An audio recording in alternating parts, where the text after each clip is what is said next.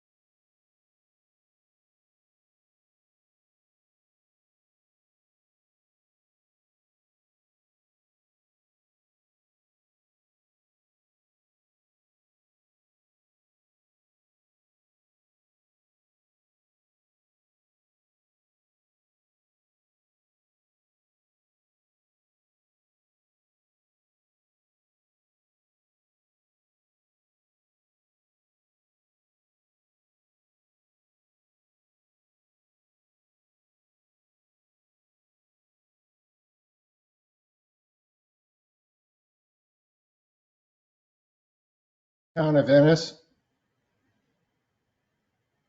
you're on mute.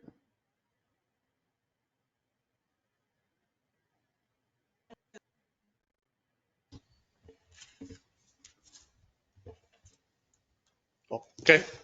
So yeah, we'll go through. We've been looking at the water system for the last couple of years here. Prepared a preliminary engineering report. Basically, that's an analysis of the water system. Looks at what some of the deficiencies might be, what alternatives are available to address those deficiencies. Kind of establishes a corrective action plan.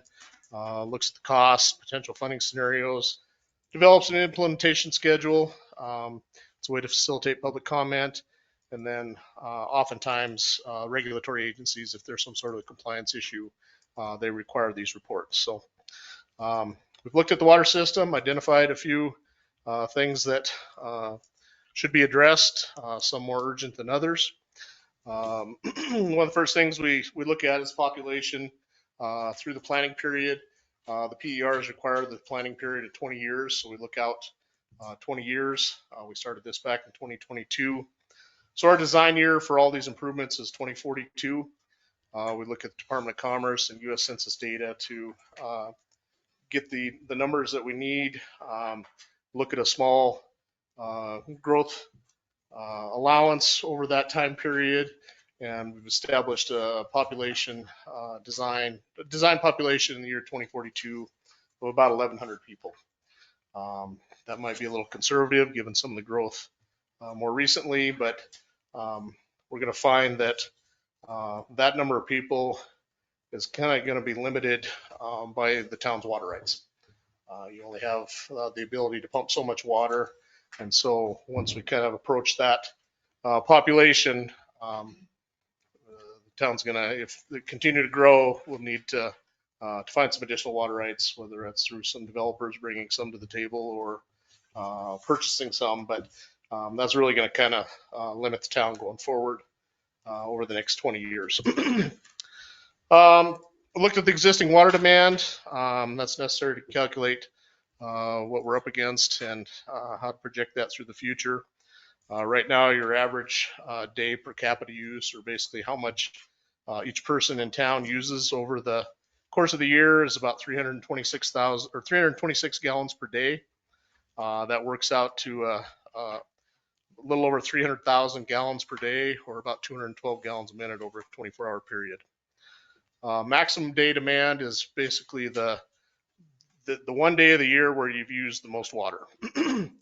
And looking back through the records, just about 640,000 gallons per day was kind of the peak usage on the water system. And if that usage is sustained over a 24-hour period, it works out to about 444 gallons a minute. With that, we then apply that to the projected population in 20 years, using those same gallon per capita use per day. Gives us an average day demand of just under 360,000 gallons a day, about 250 gallons a minute. And the maximum day demand would be projected to jump up to just over 750,000 gallons a day, or about 522 gallons a minute. Looking at the water supply, right now the town has 2 wells. Well number 2 down here on Comley produces about 350 gallons a minute. Well number 3, the newer one, it's about 250 gallons a minute. Per the DEQ standards, DEQ is the regulatory agency that controls the public water systems. Their standards state that the water system must be able to provide the maximum daily demand with the highest capacity pump out of service. Basically, assume that your largest source of supply is out of service for whatever reason. It pumps down. Maybe there's some issues with the well. We've established the 2042 projected maximum day demand is 522 gallons a minute. If you take that largest well out of service, really you can only produce 250 gallons a minute. So you're far substandard when it comes to adequacy of supply. We'd need to look at another 272 gallons a minute of source capacity to meet projected growth and comply with the DEQ standards. Some of the other deficiencies in the water supply, neither well is equipped with any sort of chlorination equipment to allow for disinfection of the distribution system should contamination be suspected. That kind of came to light many years ago when the telephone company drilled a hole through the transmission main and had to shut the whole water system down, and trying to get that system disinfected proved to be quite a chore. Water supply is not equipped with any sort of a backup power source. In the event of a power outage, the system will need to rely on the storage volume to maintain service to the users. Any sort of prolonged power outage could result in the community being without water after less than 2 full days at average day flows. Basically, if you've got neither well in service, you can survive for a little over maybe 2 days with the volume that's in the tank. After that, you'd be without water. Well site number 3 doesn't have any sort of security fencing. Makes it difficult to prevent vandalism and ensure that safe drinking water is available for all consumers. Moving on to the water storage component of the distribution or the water system. We've got a 530,000 gallon on grade epoxy coated bolted steel tank. That's up here west of town. It was constructed back in 1995. So that tank is, pushing 30 years old. It's in fair condition at best. Has some leakage. Has had to have some leaks repaired recently. The coating system has definitely seen its better days, and to sustain the use of that tank for any period of time going forward, we'd need to recoat both the inside and outside of the tank to prevent corrosion from developing more leaks that would be problematic for Eric. Water storage and systems critical for 2 primary reasons. Provides the operational storage, but the bigger thing is provides fire suppression storage. The required storage capacity with the DEQ standards need to provide the minimum allowable storage must be equal to the average day demand plus fire flow demand where fire protection is provided. The current average day demand, again, 305,000 gallons a day. The fire flow demand for the community, 2,500 gallons a minute for the commercial area. That flow needs to be provided for 2 hours. So that's a total flow of 300,000 gallons over that 2 hours. So the total storage required present day, a little over 605,000 gallons. If we project that out another 20 years, the average day demand creeps up closer to 360,000 gallons. That same fire flow demand of 300,000 gallons. Total storage required in the future is going to be about almost 660,000 gallons. Again, we only have 530,000 gallons, so the existing storage capacity is not sufficient to meet current or future demands. and an additional 130,000 gallons of storage would be needed to meet those future demands. Moving on to the water distribution system, that's actually not in too bad a shape. System's well laid out. Static pressures in the system range between 100 psi in the downtown area and 75 psi up on the bench area here. So we've got good pressures. We used a hydraulic model to evaluate flows and pressures in the distribution system. We looked at the average day flows, peak day flows, peak hour flows. Really, the distribution system didn't show that any obvious problems exist when it comes to that. We're able to maintain 35 psi under all those scenarios, which is the recommended minimum pressure standard by DEQ. The system was then modeled for available fire flows throughout the system. We want to see what kind of fire flows could be provided at different areas in the system and make sure that we can still maintain a minimum residual so we don't get any sort of backflow or any of those concerns. Basically, all areas of the system, with the exception of a few dead-end mains, we can maintain a minimum fire flow of 1,000 gallons a minute. So that's good for the residential areas. The available fire flows in the commercial area, basically Main Street and at the school, exceed 2,500 gallons a minute, which meets the recommended standards. The only identified piping deficiencies would be some of the dead-end mains on the east end of the system. Some of the distribution system does not have sufficient valving to properly isolate sections of the water main. If you've got a leak and need to shut down, it requires shutting down large portions of the distribution system to deal with that. And then also additional valves would help to facilitate directional flushing of the system if you get in sort of an emergency or any sort of contamination in the distribution system. And then there's several old fire hydrants in the system that need to be replaced. They're definitely have seen their better days. As far as water meters, the individual water service meters are over 25 years old, likely exceeded their service life. Meters should be replaced to ensure the town is accurately metering all of the usage by the customers and to maximize the town's revenue potential when it comes to operating the water system. So with that, with the identified deficiencies, we then looked at what are our options to address those. I think the biggest concern is the water supply. Additional supply is needed to ensure max day demands can be met with the largest source out of service. We've been looking at the rodeo grounds area for new water supply dating back to 2011.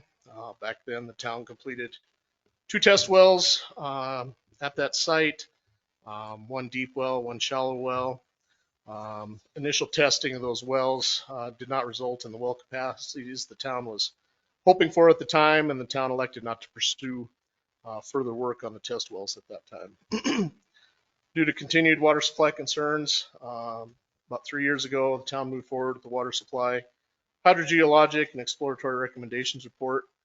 Basically, we expanded the scope of our analysis to look at other areas to see if there might be somewhere that some additional water supply could be developed.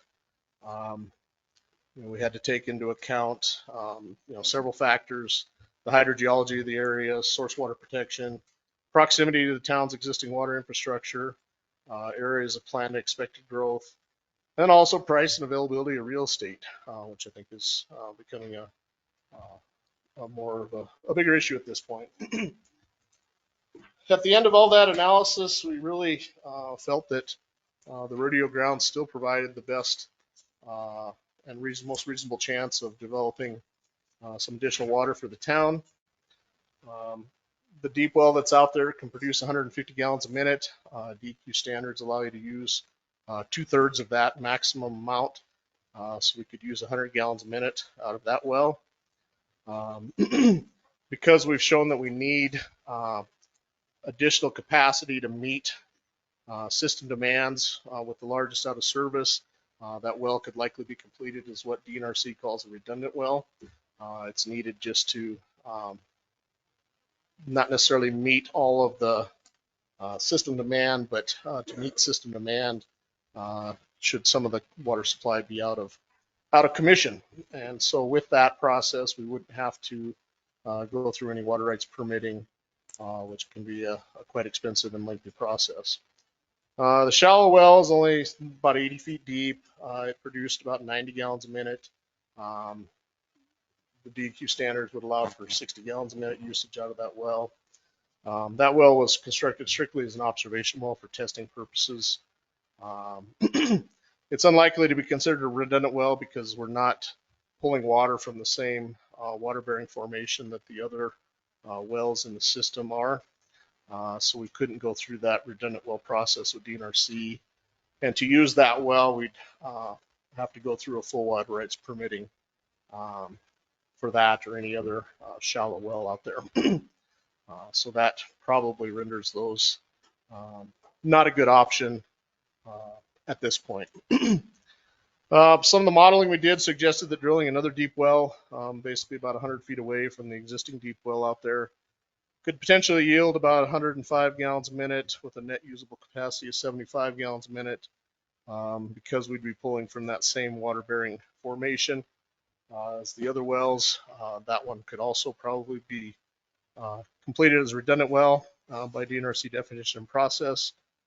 Just makes that a lot easier to get permitted. And again, with that, full water rights permitting would likely not be needed.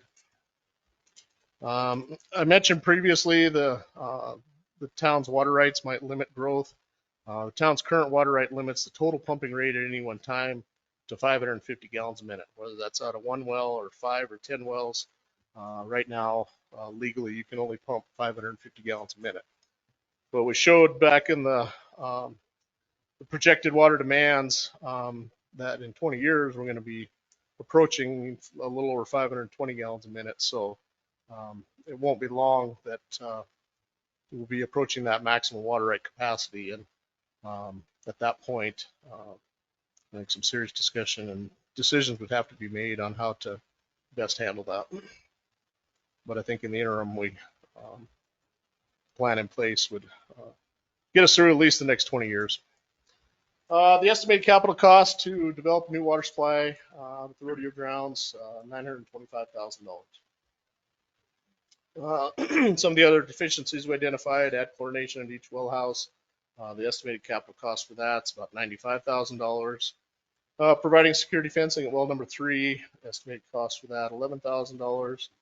And then installing a backup generator at well number 2, just because that's the largest producing well in the system. Estimated capital cost there, $116,000. As far as alternatives to address the storage deficiencies, we noted that we needed some additional storage, 130 to 150,000 gallons.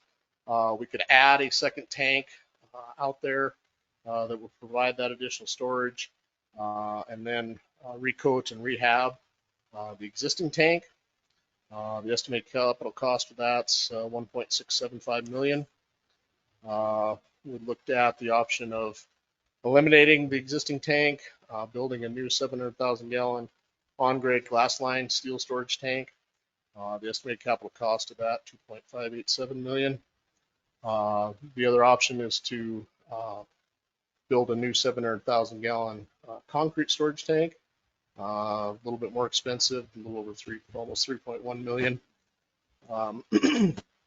Basically, when we look at those three alternatives, I think the idea of trying to salvage these existing tanks, spending money on something that's 30 years old, when it only probably had a 40-year expected life anyway, I just can't, in good conscience, recommend that we, spend $500,000, $600,000, $700,000 to recoat and rehab the existing tank and then build a second tank next to it.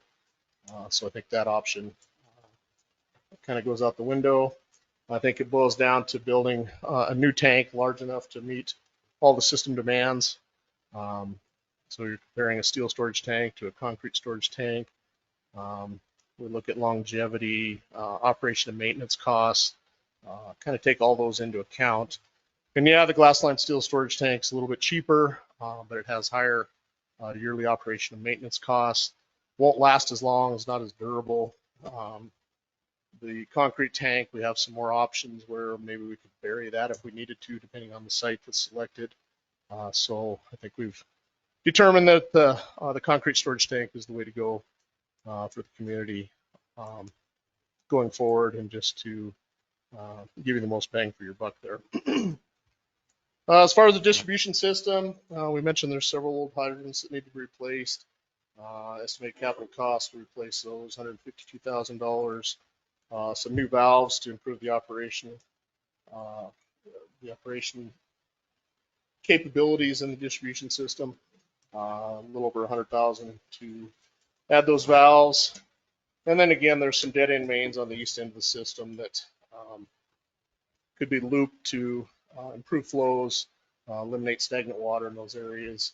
A little over $1 million to do that. I think that's probably a pretty low priority considering the other needs in the system. Water meters, I think we've established that the time has come to replace those. We looked at, maybe we replace 20% of them each year for the next 5 years to get them all replaced without a huge project all at once. To do it that way, estimated capital cost $117,000 basically for each of those phases of water meter replacements. Again, I talked kind of about the selection of the alternative, especially with the water storage. We go through a comparative analysis. Again, we look at life cycle cost, operation and maintenance considerations, permitting requirements, social impacts, environmental impacts, public health and safety issues, land acquisition, product availability, and that's really how we settle on our recommendations. We've established a preferred alternatives and priority list. Took a stab at it. I think the town could reprioritize this, as they see fit and based on your preferences. I think priorities 1 and 2 are the biggest needs of the water system right now: the water supply and the storage. So those are the 2 highest priorities to be addressed, and I think the town has indicated that they want to pursue that. Those 2 priorities as a project here in the near future. How do we fund that type of a project? We look at several different funding programs. The Montana Department of Commerce has established what they call a target rate. That's the rate that they want communities to be paying for water and wastewater services to be eligible through grants through the Department of Commerce. It's based on the percentage of the community's median household income based on the 2015 through 2019 American Community Survey data. The percentages are 1.4% if you have a water system only, 0.9% of your MHI if you have a wastewater system only, and 2.3% for communities that have both a water and wastewater system. The published median household income from that American Community Survey data for the town of Ennis is $46,280. 2.3% of that MHI, because you have a combined water and wastewater system, establishes your target rate at $88.70 per month. So your average combined water and sewer rate needs to be at that rate or above to be eligible for funding through the Department of Commerce. Right now, your combined rates are a little over $84 a month. That target rate would need to be in place at the end of a project. We're going to show here shortly that funding this project is going to result in a rate that will be above the target rate, which makes you eligible for some of that funding. Some of the state grant programs, the Montana Coal Endowment Program is through the Department of Commerce. To be eligible for their funding, you must be at 100% target rate. To be eligible for $500,000, if you're at 125% of the target rate, you're eligible for up to $625,000. If you're at 150% of target rate, you're eligible for up to $750,000. The match can be in the form of other grants, loans, or local funds. Applications are accepted in even years and then must go to the legislature for approval. This being an even year, those grants are due May 23rd. So we're moving forward, trying to get those submitted in time, so the town might be able to benefit from that grant. The DNRC Renewable Resource Grant Program has grants up to $125,000. There's no match requirement. Those grants are basically geared towards projects that are benefiting a natural resource, water being one of them. So water projects are an eligible project for that grant program, and usually fare pretty well in that ranking for those funding or those funds. Those applications are also accepted in even years and must go to the legislature for approval. The application deadline for that grant is May 15th of this year. As far as loan funding, the Montana Department of Environmental Quality State Revolving Fund, which is co-managed by DEQ and the DNRC, has loans funds available for water and wastewater projects. The funding is a 2.5% interest rate for a 20-year term. Typically, you can go up to 30 years if improvements have that life expectancy. They do have 75% loan forgiveness possible, up to $750,000 max. That's just based on whether they have funds available at the time.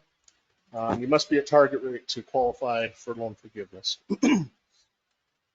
The American Rescue Plan Act, ARPA, provided funding to all communities here in the last few years. They have what's called minimum allocation grants. Madison County has allocated $225,000 of its MEG funding to Ennis for water system improvements, and the town has committed $214,133 of its MEG funding for the project. So the proposed funding scenario for the recommended project of developing a new water supply or additional water supply at the rodeo grounds and construction of a new 700,000 gallon pre-stressed concrete water storage tank. Total price for that project is just a little over $4 million. Utilizing the MEG funding from the town and also the county, a little bit of town reserves. We apply for an RRGL DNRC grant, $125,000. Montana Coal Endowment Program grant, we apply for $500,000. Then the rest of it will be funded through an SRF loan, hopefully $750,000 of that loan forgiven. It doesn't have to be repaid. And then the town would have a loan of a little over $2.18 million for 20 years to amortize that loan over that 20-year time frame. Rate increase to the water system users of $18 a month. Part of this process, we have to go through an environmental assessment just to identify any environmental issues that might come up with the project. It's a public document that analyzes the complexity and seriousness of any environmental issues. We've completed the draft environmental assessment. We've contacted all the state and federal agencies that we're required to contact. Public comments are welcome if there's concerns with environmental issues. We've received comments from several of the agencies. Basically, most of the comments have said there will be no environmental issues. And so the decision with the environmental assessment is that that assessment is acceptable and that we don't need to go through a more detailed environmental impact statement. So that's the bulk of the presentation. I would certainly open it up to any questions people might have.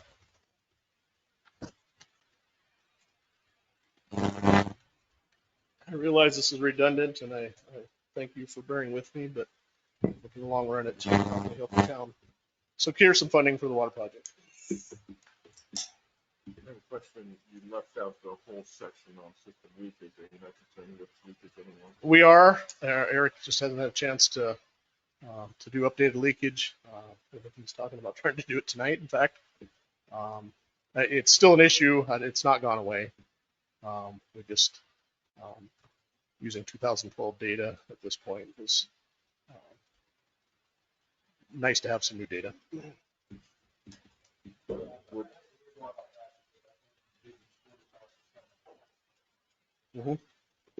Yeah, I don't think that's changed. I think if you look at what's produced versus what's metered, you can go up to the tank and you can see some leaks.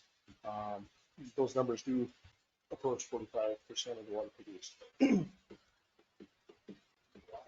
It is a lot. Industry standard is 15%.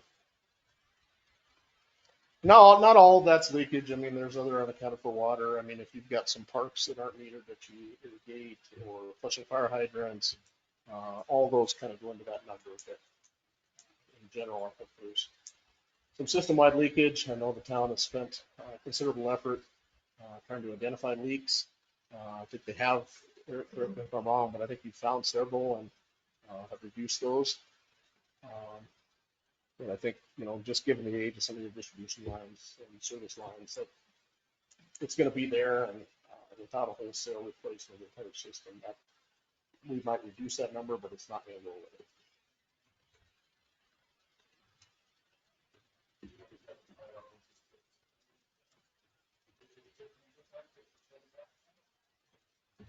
I think the money you would spend to try to find all of those leaks far outweighs the improvements that you would make as the alternative. I have a question. Mhm. Can you turn it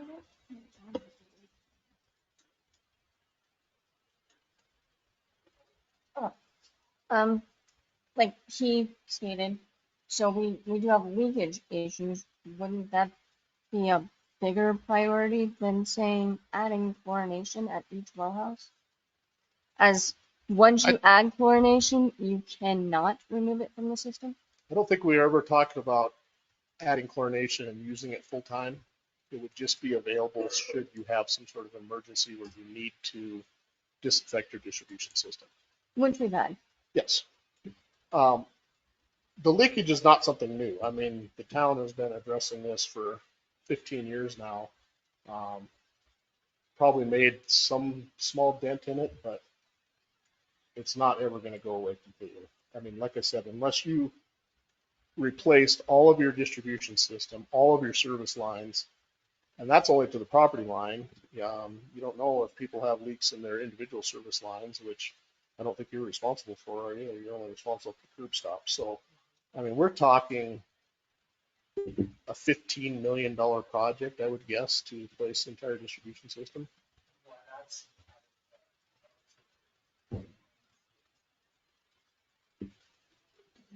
Given the age of the system, that does not surprise me. We see that in a lot of communities.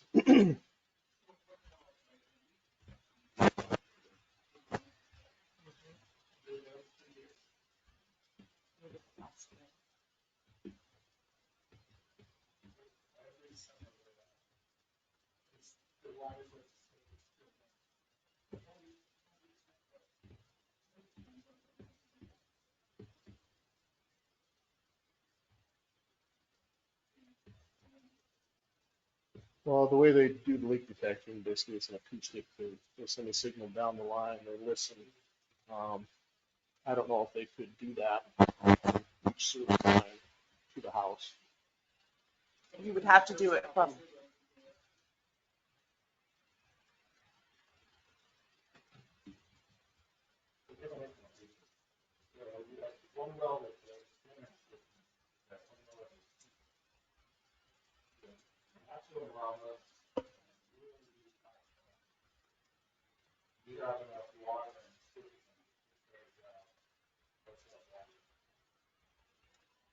We have enough water right now to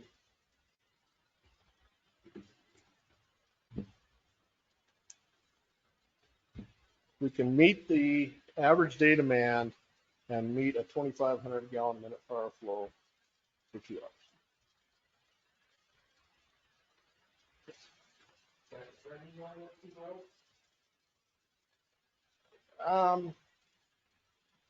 Yeah, it does. I mean, it's.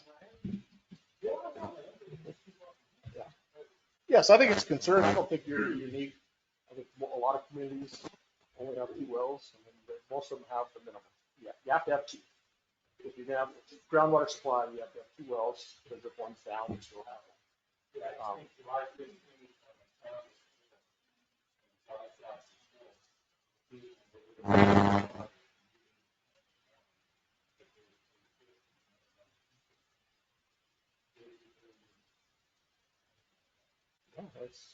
I think that's what we've established.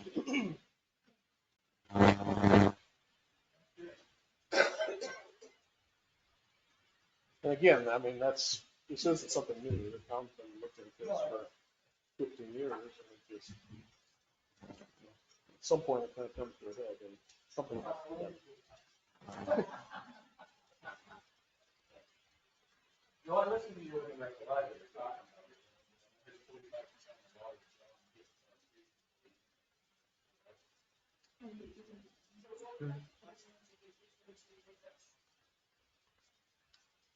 We would reduce whatever leakage is in that storage tank, but the leakage in the system is not going to go away. It is. Now, what component is which, we don't know. There is a good bit leaking out of the storage tank. There is. So that will make it I better. mean, it's visible. Yeah. I didn't notice as much today, but my last visit up there was water running everywhere. As things expand, that seals up, and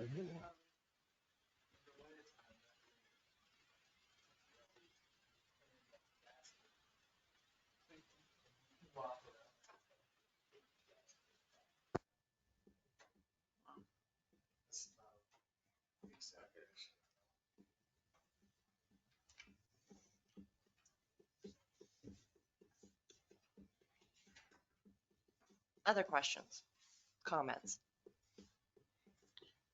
So I noticed this report dropped a lot of the tables and stuff out of that were included in the last one. So is the data in this one the same? it's all the same. I just tried to condense this to shorten it up because we've gone through this multiple times now, and Okay. so I was just trying to limit the data.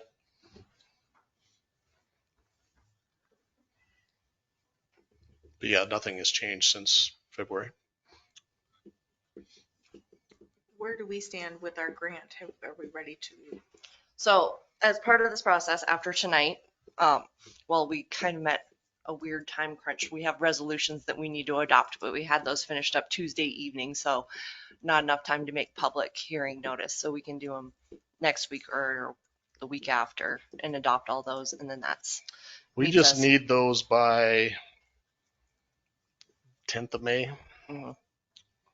So I'd like to do it this month. There's four, five. And there's 3 or 4 resolutions and some forms that need signed, and So those 4 resolutions, once they're approved, then we're all good to go. And you help us fill out our grants. Yeah. we're writing the grants for you. They've got it pre-lined out. It's like they've done this before. Once or twice.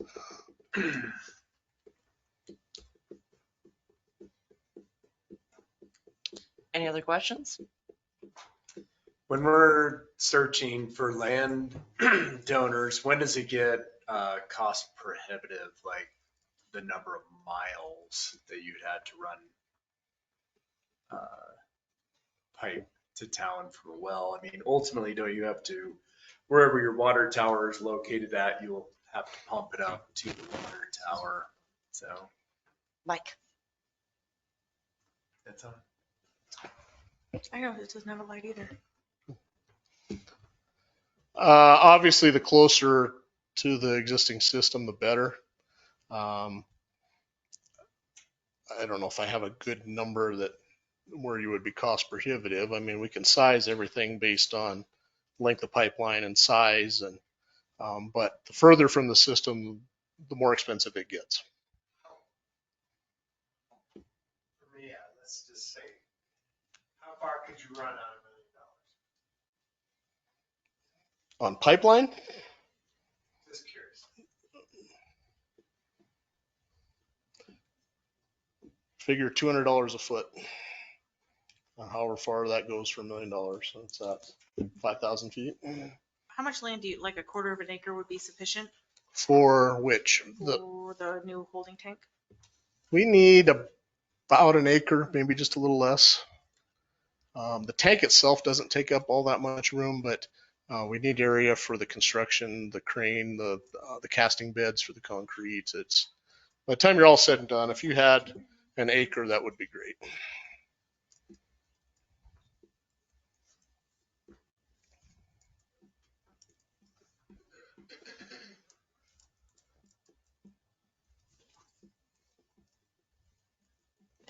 other questions? Are you kind of excited that we're finally pulling the trigger on this instead of keep pushing it out? It would be He nice likes to, to come see us. I mean, I've been involved with the town's water system since 1995, when the last major project was done. It would be nice for me to see the town be in a better position from its water system than it is now. It's actually pretty rewarding to leave a community better than you found it. We would like that too.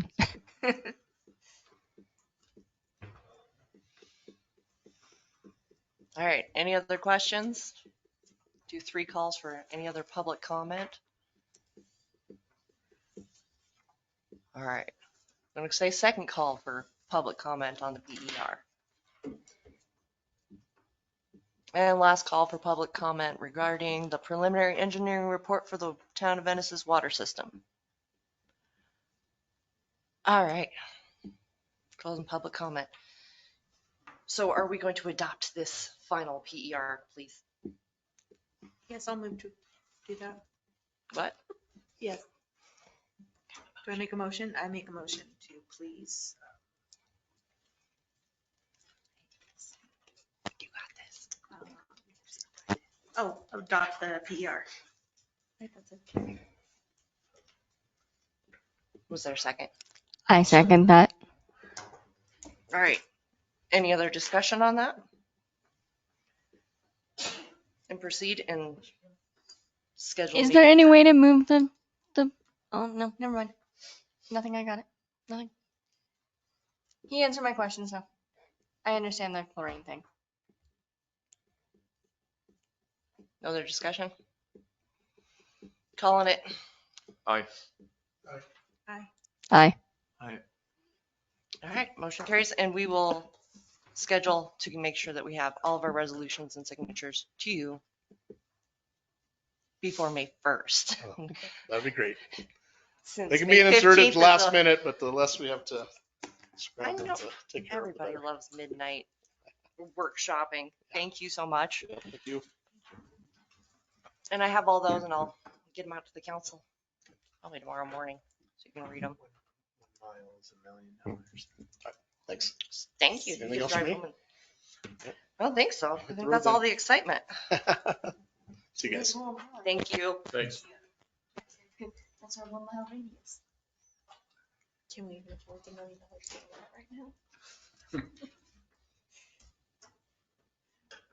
All right, now we're gonna start our regular meeting with roll call. Mr. Abernathy. Here. Mr. Way. Here.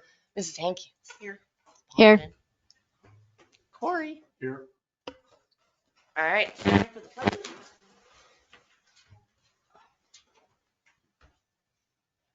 I pledge allegiance to the flag of the United States of America and to the republic for which it stands, one nation, under God, indivisible, with liberty and justice for all.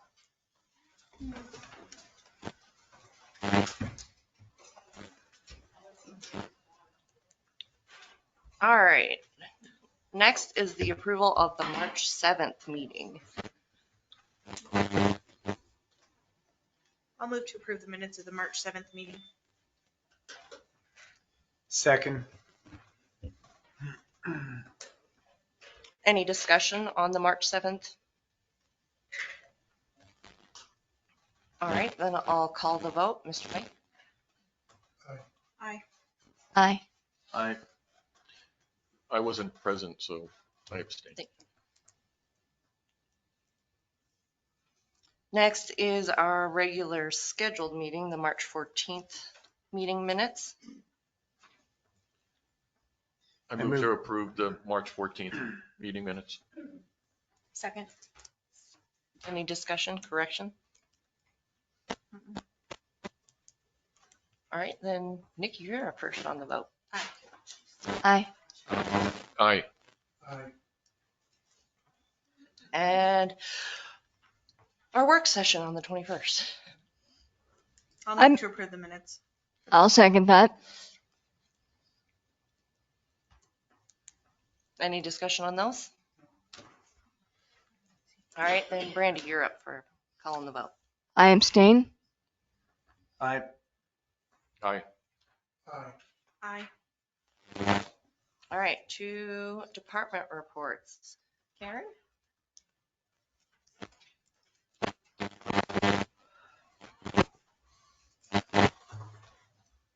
that still on? Hi, everybody.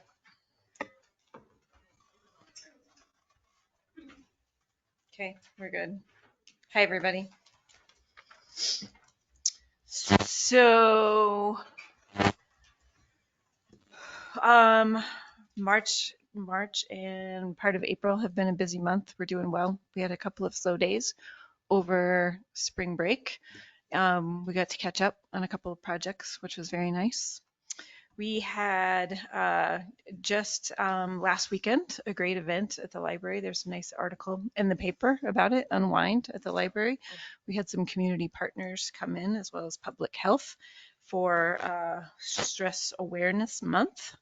It was, Melissa did a great job organizing the event. There were several people who had not been in the library for, so that was a nice thing, really nice thing.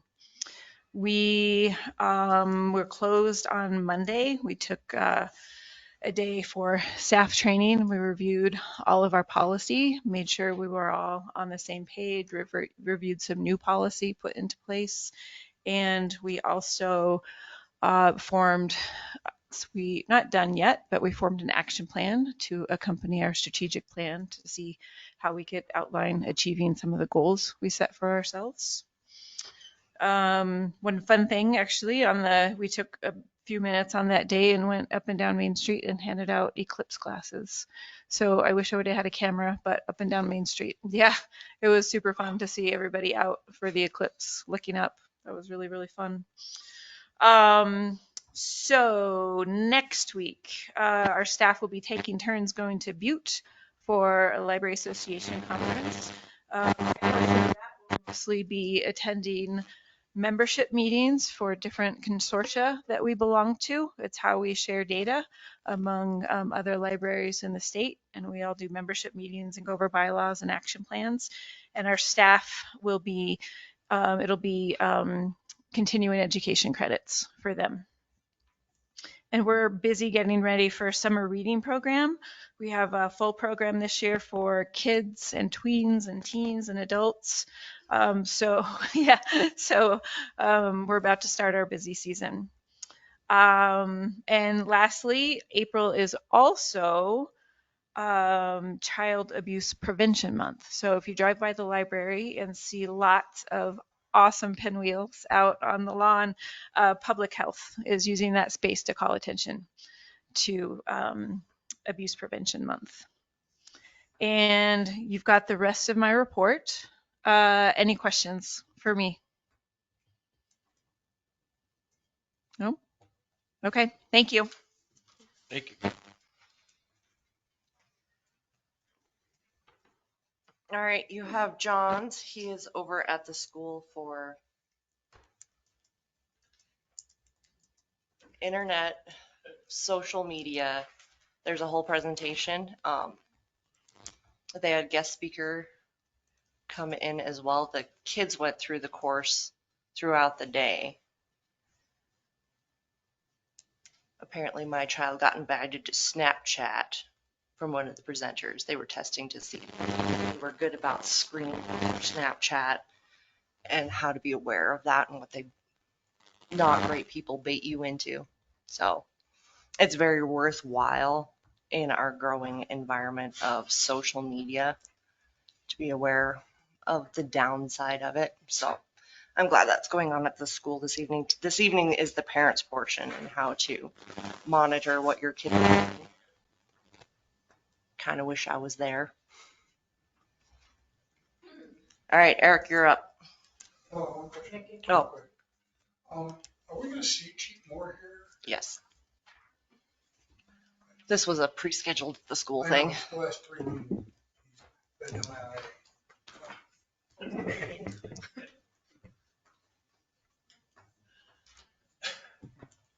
so A lot of getting ready for summer going on right now. A lot of damage control too out the lagoon. I don't know if you read the report. It's been a pretty exciting month and a half, but got it under control. I think we've been able to meet our effluent standards throughout. Good. I don't know. Any other questions? A lot of getting stuff ready too. We do have a plan for the gravel roads in town. Hoping the middle of next month, if the rain stop out. Something, keep the mag on the road for the summer, not let it get washed off right away. What road's getting paved this year? Okay, let's go there. For me to say, as I learn more and more and more and more throughout this job, I know what needs replaced. So you don't want to pave any until it's replaced. I do everything on that upper side of town with the old AC pipe. I don't want to put a road on top of, because if I was going to replace pipe, that's where I'd start. That leaves one road. It's right in front of my house. I would never hear the end of it. So we're going to do some fixing this year on the roads we do have, addressing a lot of cuts, manholes, or potholes, such like that. We have been talking with the paving guy, and we've come up with what we're gonna repair on the roads this summer pretty quick. And he's gonna be here within 3 weeks. I think he's got a job coming up. But I would love to pave roads. I But know. honestly, I get it. so we got to think about 3 things when you go to pave a road here in town, because everything, one, is it developed, which you can get around that. But 2, do you need to pull that pipe? 3, do you need to loop that water system in right there? There's a lot of that we're kind of just where we're at until some major work starts happening, I'd say. I get that. It makes sense. You know what I mean? Yeah. I don't. What's roads? For me, that's asphalt's the most expensive thing I deal with. Whether I'm buying it or removing it, it doesn't matter. It's the most expensive thing. So that's. So you're saying we're not gonna pave any roads moving forward until we replace water mains? Is that the? I don't see the point. I mean, if that's- When you have old AC pipe, cast iron pipe, we're kind of behind on that replacement. Like, I feel like that should have started 10 years ago, but here we are, But I don't see tearing up, building a brand new road, knowing you got to replace this pipe. Sure. And the pipe replacement under we just heard is a low priority, correct? So the roads are even lower. Not to me. I mean, honestly, that's something I need to get a better handle on. I really do. And I think running around the last few years, and this year we're slowing it down a little bit just to.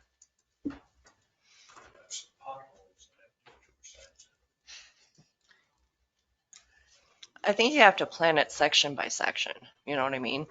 And that's fine. I was just trying to get a handle on. No, I think that's what you have to what do. timeline. So is all the ACs like up on the bench? And she's got a point, What did She doesn't want her road paved because they drive fast enough already. Well, I have to drive out of town for test drives. That's It's you nice then? when there's still a bump, or when there's somebody's like, there's a clunk. I don't have to go all the way up to 2 bumps. Million bumps. I just wondered if you were ever to replace the service lines, then pay on top of them. Does that have to be, is that a all or nothing kind of thing? You do it all at once, or can you do it part by part, square by square? You could do part of a road at a time, yeah. If I had it my way, I'd have valves in the middle of all our streets also, not just on the ends. Because our streets are so long. They're not just a block. You know, we have 40 or so houses on a street where normally you're 12 or whatever's on a block. I don't know. So there's just lots of work that needs done, man. There's so much. I would love to pave a road and be like, it's done. Man, I would. Well, the grading will be nice. For a little bit. Yeah, Whitefish uses 65% of their resort tax to do road maintenance. Road maintenance.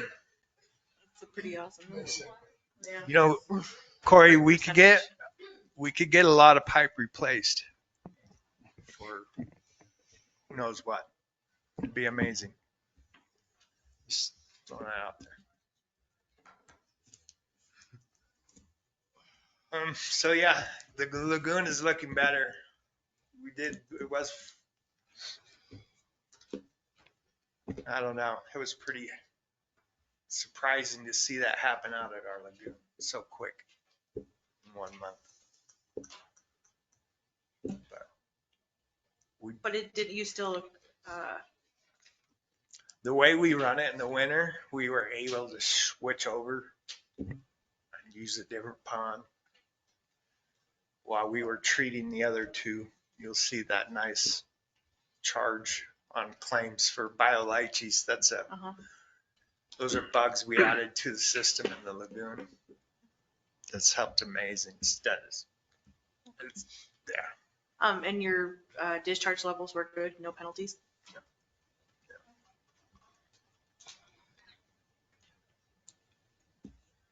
Thank you. But I know you went. we do have a lot of work to do at the lagoon. We're draining ponds. I need to drain A and B. Fix the liner. A or B, we need to look at the liner. We have weeds growing last year.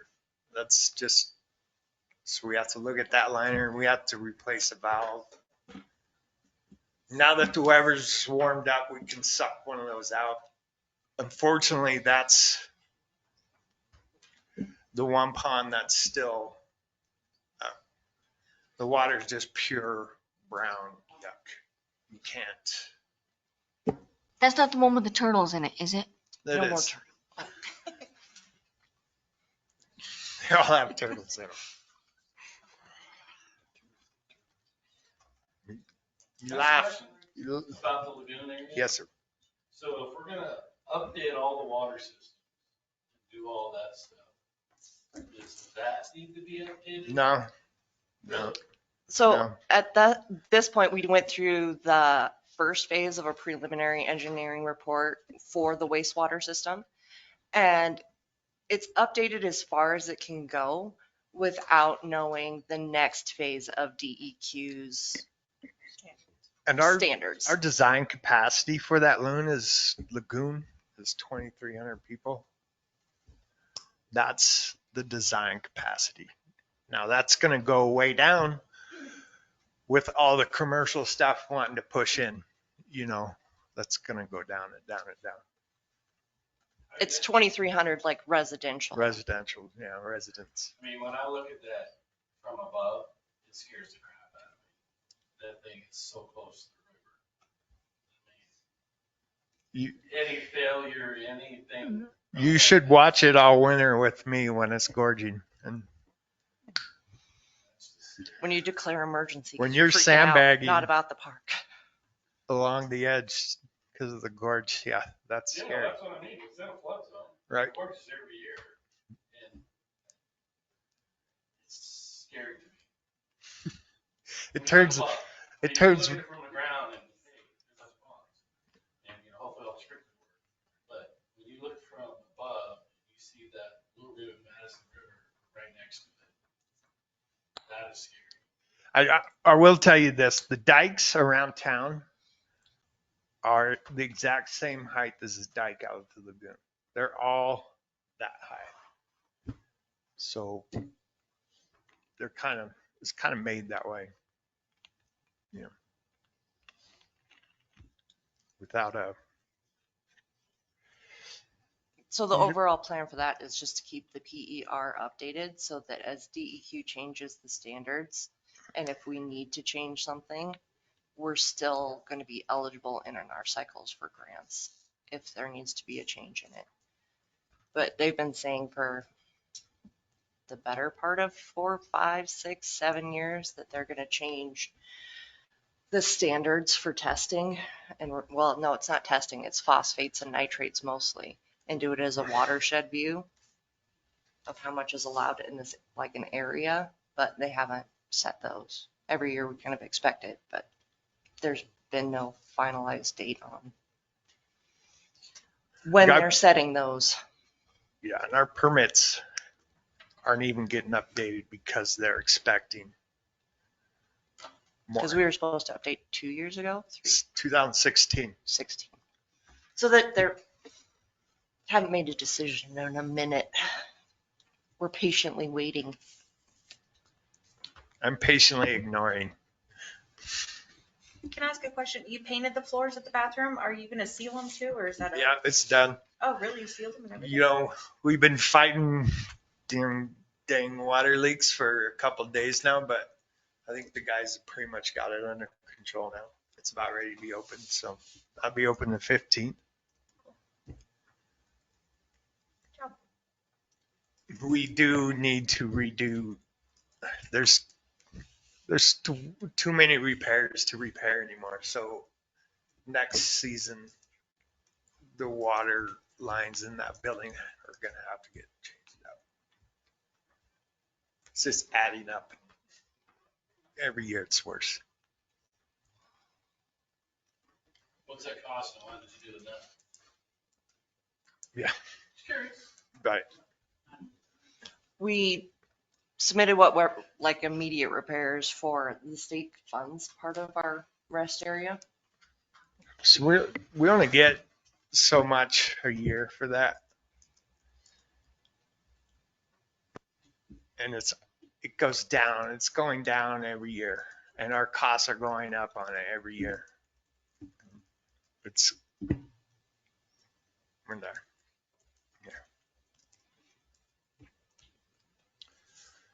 You have to be Bozeman or on the interstate to get a new one though. We're probably dipping into this year already. Probably getting really close to being.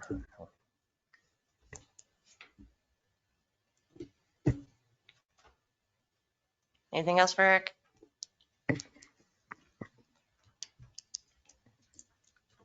Thank you.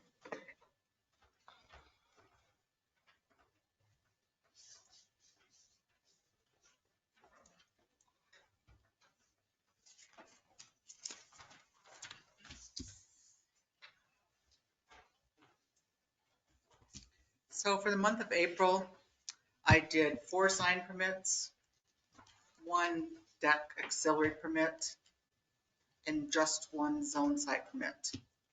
That's all the permits I had. So they're coming in pretty hot and heavy now, but they're not on this report. We've been reviewing the plans for the furniture store, the 2 lots behind the Family Dollar. He's planning on doing some building that's going to go to it's a major site plan, so it needs to go be advertised and then go to the planning board before it comes to the commission. So hopefully we'll have all that ready by the next commission meeting. I've still been working with the county and updating addresses, the zoning files, updating those, still working on the court files, getting those all computerized. We're getting it way down there though. The 24 properties that I was working on last month, it's going along really well. They're at the Department of Revenue, 20 of them are there for just to make a final confirmation whether we'll be receiving tax monies. Should have those back by Tuesday of next week, so that's good. That is good.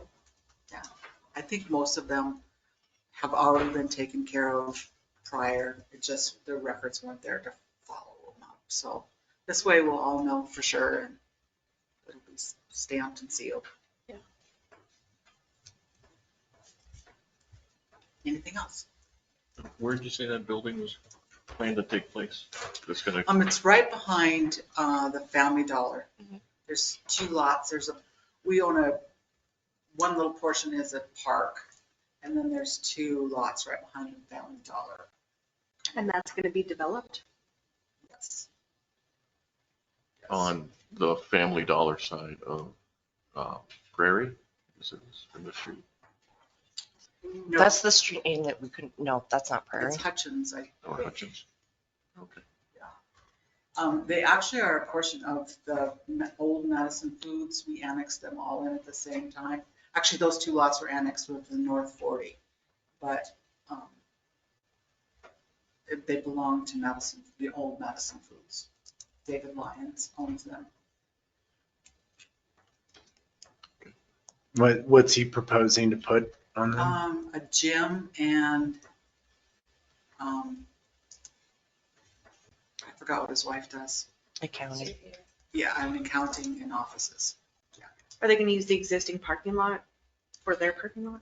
Well, we've done 3 separate plans.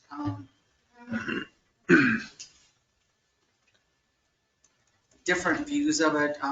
One of the members of the planning board, in our code, it says that the parking should be in the front. And as we all know, none of our businesses park in the front. So he laid it out that way with the parking in the front. We've done it, the parking lot will go from Madison Foods like this into there and then out on Hutchins Lane. So that would be another Exit. Yeah, another exit for that area. So that seems to be the one that will work the best. The parking will be on the side and in the front. And they have to kind of completely overhaul the existing parking lot, right? Because that's a mess. Just for personal knowledge. Yeah. Anything else for Susie?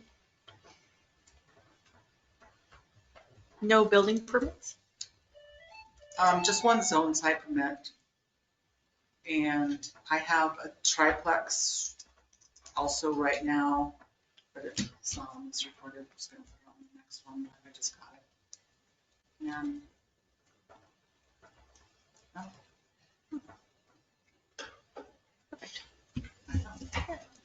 Thank you. Susie, I have a quick question. Just because it's been asked every month. Are we making any progress over that way? With meeting up with across the street. Yeah. You could say it. Sign language. Did we get a date set or anything? We do not have a date set. No worries. I was just wondering. That was all. No, you absolutely have a right to know. The letter was sent. We did get a response by email, I think. It came to Ginger and I both and asking us to forward them to the mayor. And, gosh. We updated him with the review of the Yes, YouTube and then I video. sent a second email and I have not got a response since then. You're making effort, so that's all I care about. So thank you. On the second email, I told him what I would be inspecting, where to find the minutes of the zoning board of adjustments. Listen to, and I haven't gotten a response. Have you, Ginger? He stopped in, and Maria was able to give him the paper minutes, or the written minutes from that, but he didn't indicate to either of us setting up a meeting date or. Questioning the validity of consenting or? Yes. Thank you, Susie. Anything else for Susie? All right, Ginger, you're up. You have to turn your mic on. You have my written, and in standing with the fall of last year, it is budget time. People need to be starting to think about budget. I have started working on the insurance stuff is coming in, so I'm going to be able to have figures ready for that, which of course is always a chunk of money. And Nikki has given me some instruction on what she would like to see. So I'm just starting to work numbers for that.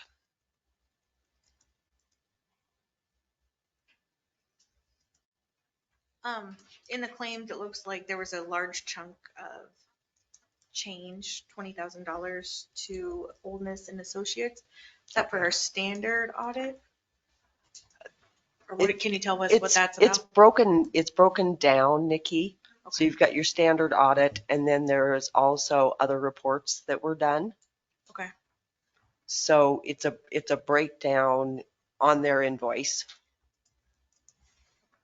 It's significantly higher than last I think they instituted new GASB rules, John. year. New what rules? GASB, Government Accounting System Board. They call it GASB. Okay. Repeat that again, please. Government Accounting Systems Board. I got it. Standards Board, sorry. Something the state imposes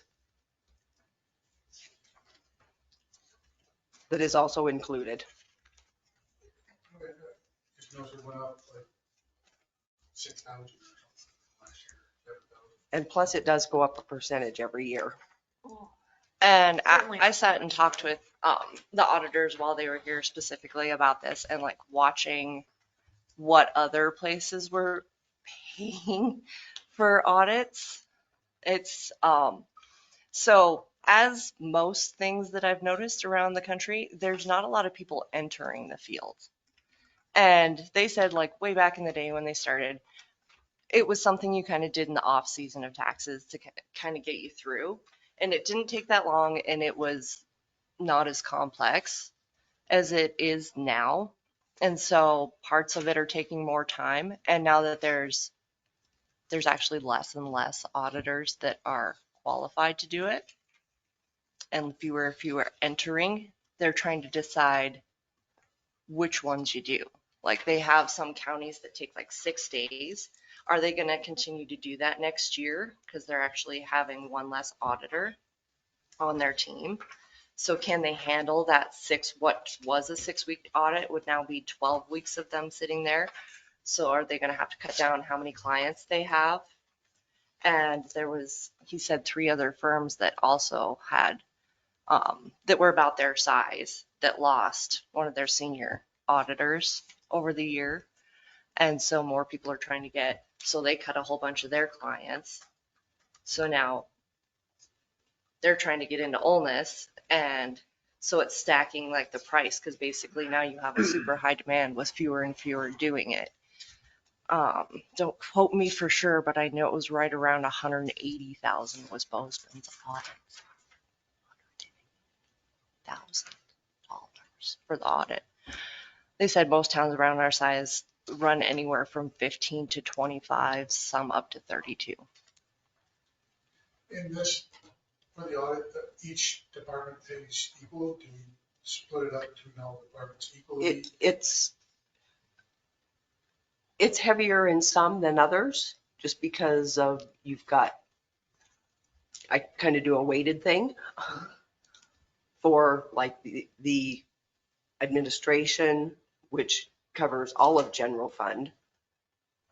So I think there's 4, John, 4 or 5 different areas it comes out of.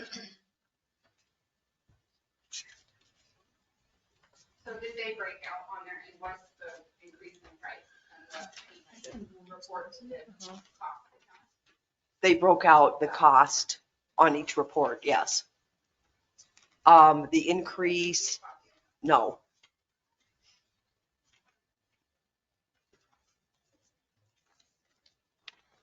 Again, these are reports that are new. No, they've had GASB for several years now, and they have done our GASB reports, but the state keeps adding more. That's, I mean, there's new reports that weren't there last year. Yes. Additional requirements for. Changes in reporting. Well, and what they have to, what they have to look at. So because I did call earlier and I did ask that exact same question. I understand that the state standards have increased. Yes. So they're charging us extra so that they can do less.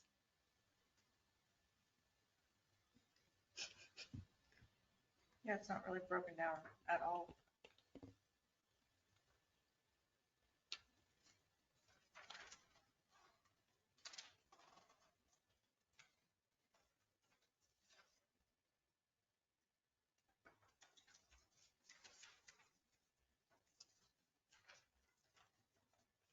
Nikki, I don't know if any of this goes to Ginger stuff or if this goes under claims.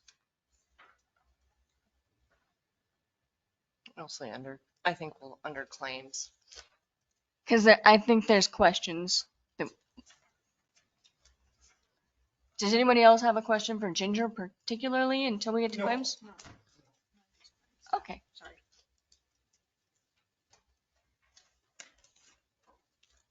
Anything else for Ginger? All right, on to legal. James, you up? Yes, hello, good evening there, everyone. James Greenbaum, Town Attorney. Continue to work with John Moore and Judge Allhands in the town city court there. And if you're interested in knowing what's going on, I guess, best thing to do is just refer to the chief's report on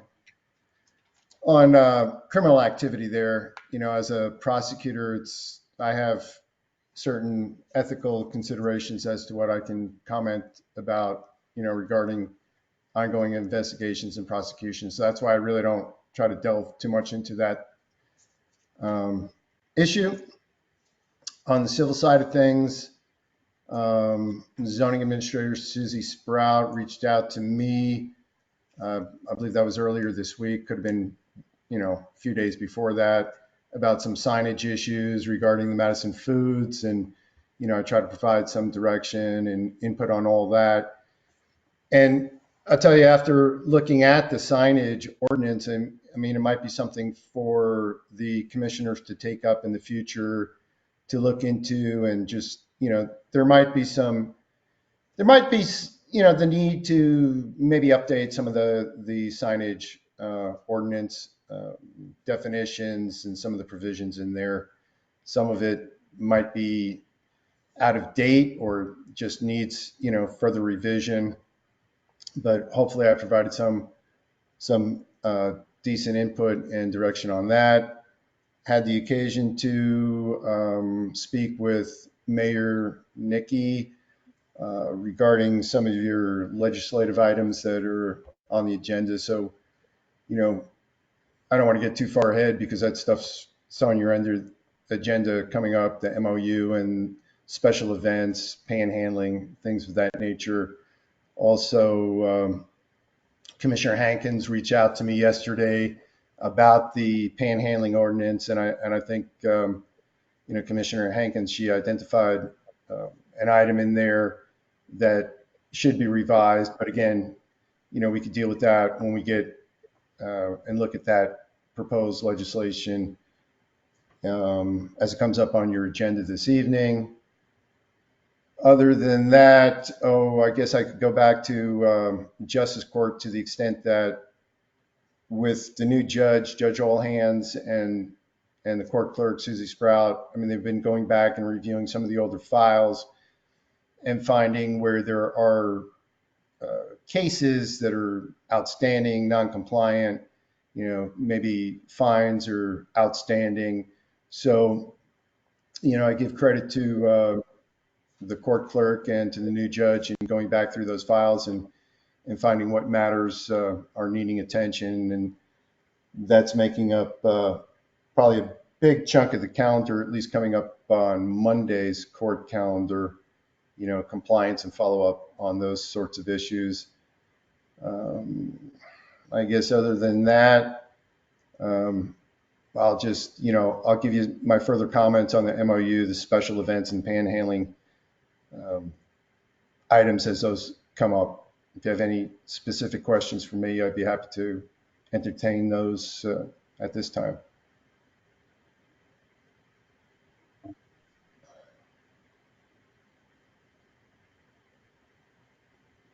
Thank you, James. Right, on to claims. I'll move to approve claims. Or wait, do we have to? You did it right. Motion to approve claims. Second. Okay, discuss. You're comfortable with this, Steve? I mean, no, we're discussing now all my Yeah, questions, I'm right? just Okay, no, okay. Yeah, I just have a few. I'd like to know more about the audit. And then I'd like to know also, it looks like in December, the way that Mr. Greenbaum's rate is in the claims is different. It looks like there was a price adjustment, so I just was wondering why that. So at some point, well, he got an increase, correct? We did Yes. budget. But why did it happen in December and not the fiscal year? I guess that's my question. That's when I was going back and looking at claims, I just noticed that. Yeah. Well, I know, but still the fiscal year is July, right? You can't enact it until the budget's adopted. Does that make sense? I mean, So then you have You to can't back just- up to July. Retroactive. and we did that with pay and everything else. So, but he's not, we don't have he changed his contract and he's not a town employee technically, right? So I guess I don't recall voting on a pay, any kind of different pay for. We discussed it in budget because of cost of coming down increase. Like for travel and everything. Does anybody else, do you guys all remember this? Because I don't. I remember the budget, but I don't recall him actually, because as an employee, I would think he would fall Under a percentage bump that everybody Yeah. does, but I don't recall. seeing him listed categorically. And there's a lot more. In legal, when we did budget, we changed it then. And that was part of it was it hadn't changed. And the Is this ringing a bell to you? cost of traveling and everything was going to be more. Go back and look. Do you recall? Okay. 7 months ago. I just think it's weird how it didn't start showing differently on claims till after. Till the budget was approved. I did have one for you, Eric. Don't get mad at me, please don't kill me. I just had a question. So, just my question for claims would be, have you approached other construction companies and bid out for different bids for like truck hauling and loaders and Self-extension? Asphalt disposal? I haven't did that up. Can you tell us what was done by the 4050 development last month? They removed all the asphalt from downtown. So they had just hauled it up there and stored it there, and then then that's like built into their fee at some point for doing all the work? No. Out of curiosity, why didn't you bid it out? I don't have to bid anything out unless it's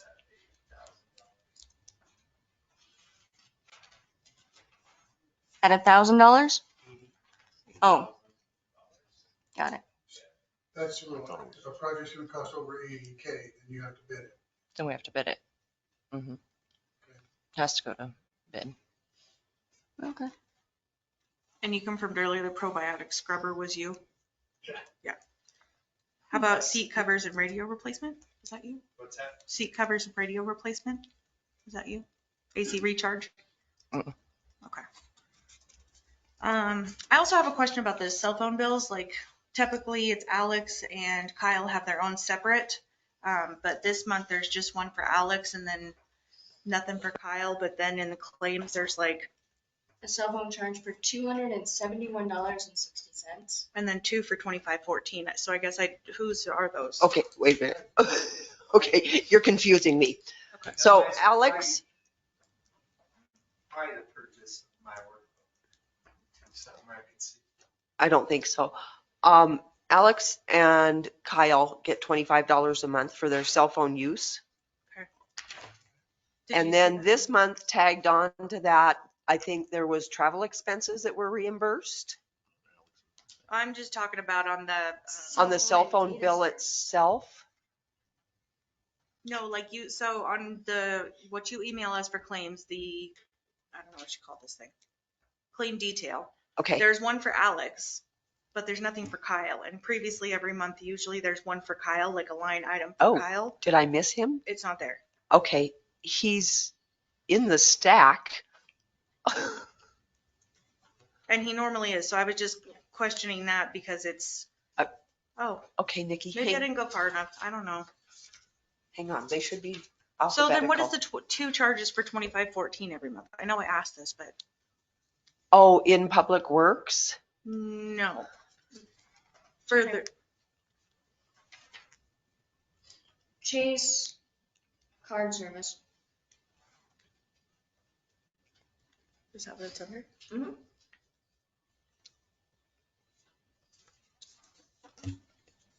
Yeah, there's 27160 and then two separate charges for 2514. So Yeah, and it's something Public Works, and we'd have to ask John for sure. okay. Isn't that the internet? I don't the know if it's a lagoon? relay from down there or, It's from the lagoon. well, it's set up at the lagoon. Yeah.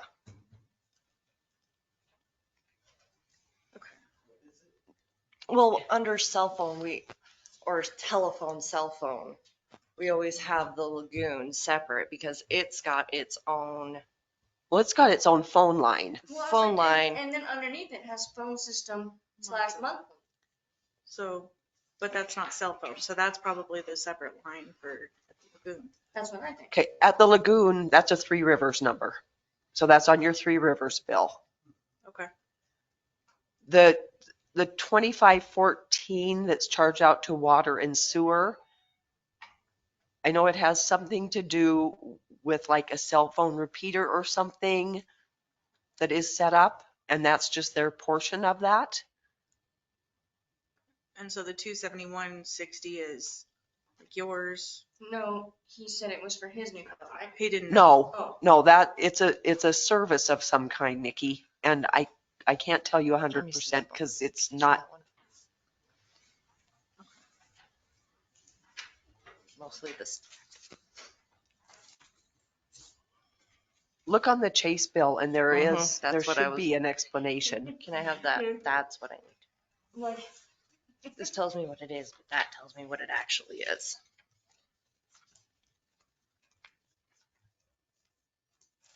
Probably this one, right? Yeah, the whole thing. got it.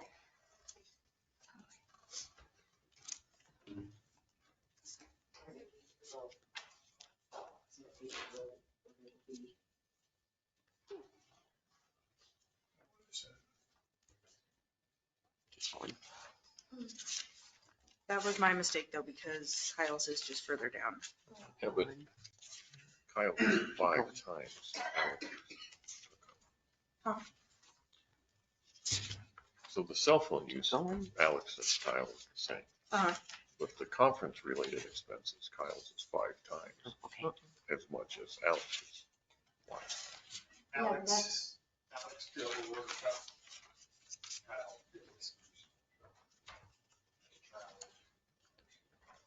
And where was the conference? Great Falls.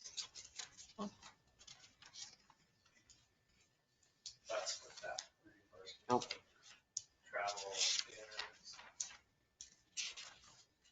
What's the chicks receipt for? So once a year, First Matt net, Towns so it's a Mhm. data service. has a meeting. The president of the Matt Towns get together, and once a year we have to have a meeting It will have to because that's an actual. Yeah, by law. That's where we do. Okay. Just you? No. I mean, you and other heads, but You know, a further explanation. okay. City shares. It's like a data So you are sharing still, service. you're planning on remaining Well, a part of I that, believe. but hopefully not have to use their equipment, right? Okay. So my cell phone, John's cell phone are part of the FirstNet. So it's not just AT&T, like FirstNet is like a primary service for first responder. So if cell power, we get almost preference on a band.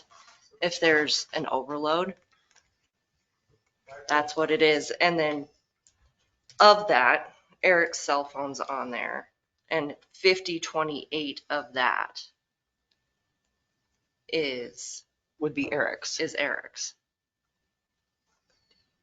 So there's 3 lines on there total? There's 4. Because we have a backup. There's the cell that Matt usually had. So we have that still active. Okay. So there's the 4.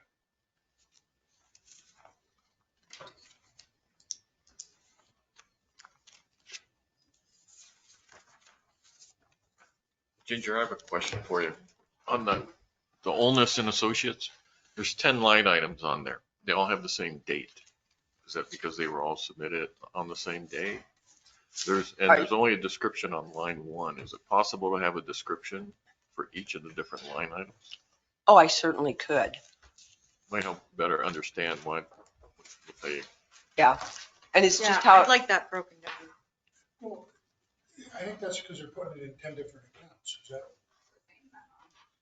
Yeah. You see what I'm saying? so it came out of separate funds, separate accounts. Okay. Those are all the accounts that came out. So they just took the total, which is that broke it down how they want to for 10 accounts. Who wanted to? How we wanted to, or how? It's how it's budgeted. Does that make So, sense? but we hadn't budgeted for $20,000 for it, right? Not the audit, but then there was other money budgeted in for other purchase services for like the GASB. Okay. Can you kind of like just walk us through that day? Like, or was it a 2-day thing when they were here? Day and a half. Okay. They do a lot before they get here. I've been sending them reports for close to a month. Okay. So they do a lot before they get here. And then, they get here and they come in, they get more reports. They're just working in-house. Nikki, they don't, they'll bring me journal vouchers to post. Okay. But it's pretty much, questions and back and forth, or, printing more reports that they need. And this is off of last year's audit? Or is this? This is, they're always late coming in for an audit now. We used to have them like September, October. Okay. So this is 22, 23 Right. fiscal year. So how do we even technically budget for that? If it's 2 years ago? No, the, Paid for the 22-23 audit in 24, and you know that ahead of time. So for the year ending June 30th of 23, that's the period, the 12 months prior to that they audited. Okay. And they do a lot of random things when they do too. They might, they'll maybe give Junior or somebody a list of claims, just randomly that you have to pull that they check. I mean, they do a lot of random stuff too. resolutions, minutes. They had a stack of claims that high that they wanted to see. Maria pulled the claims this year. They produced that when they walked in the door. There was probably 40 from the calendar year 24, and then 40 to 60 from the period, the 12 months ending in June 30th of 23. So they're looking at current things as well, at least as far as claims go. Okay. And it was very random.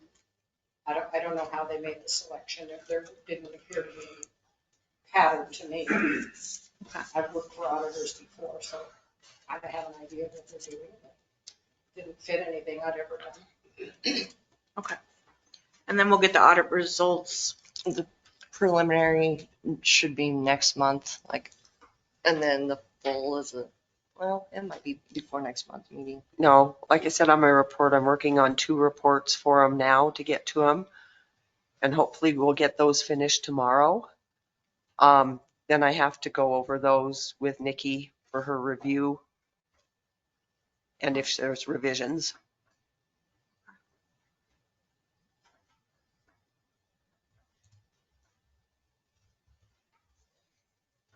But there is no further breakdown of that invoice. No, I can ask specifically. Okay, that would be nice. Yeah, the work in progress fiscal year 2023 audit is the main charge on here. It's $12,500, and that's more than we paid last year's audit. Yeah. Not counting all the other things. And you said we have line items in the budget for this gas fee. All that. They're put in as other purchase services, John. Okay. Other purchase. So, or professional, is it purchased or under professional services? No, other purchased. But that could be good point and a change so that it's more specific in the budget.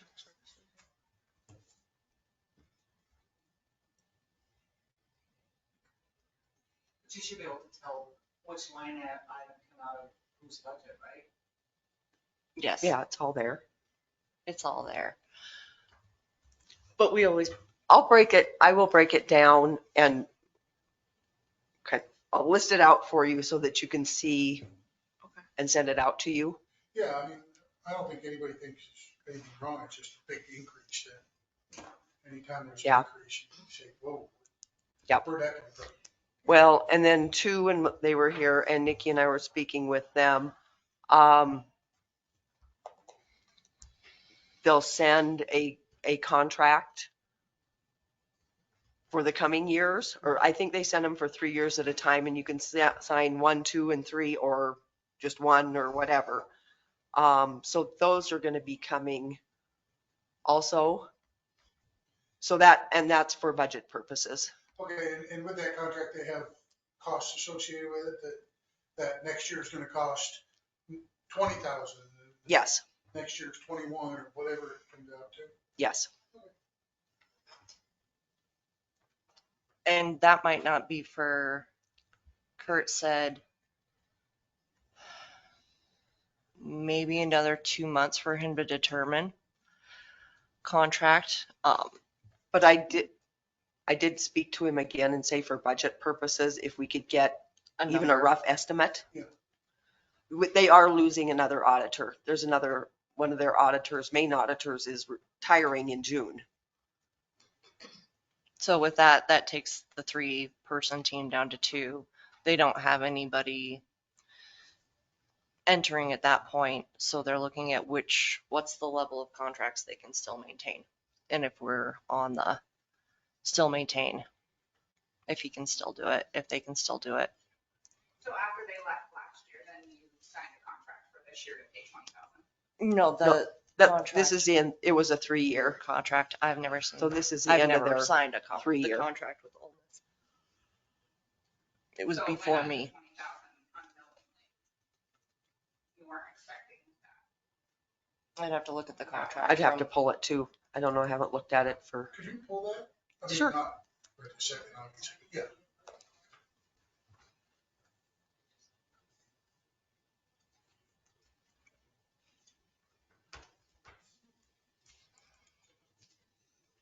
Can I ask still claims but off topic? What vehicle had the AC recharge? Did I miss that? It has to be the Tahoe. Oh, okay. That's where it was in the breakdown in the budget.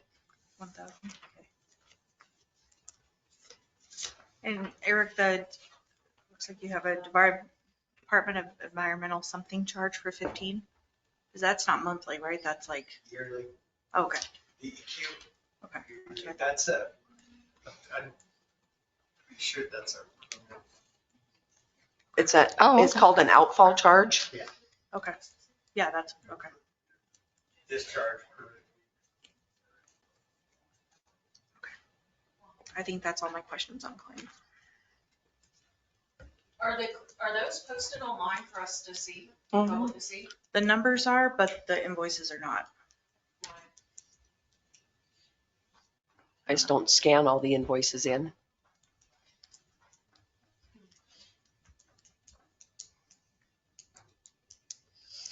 Mine, It was rare that these claims were on there till last year.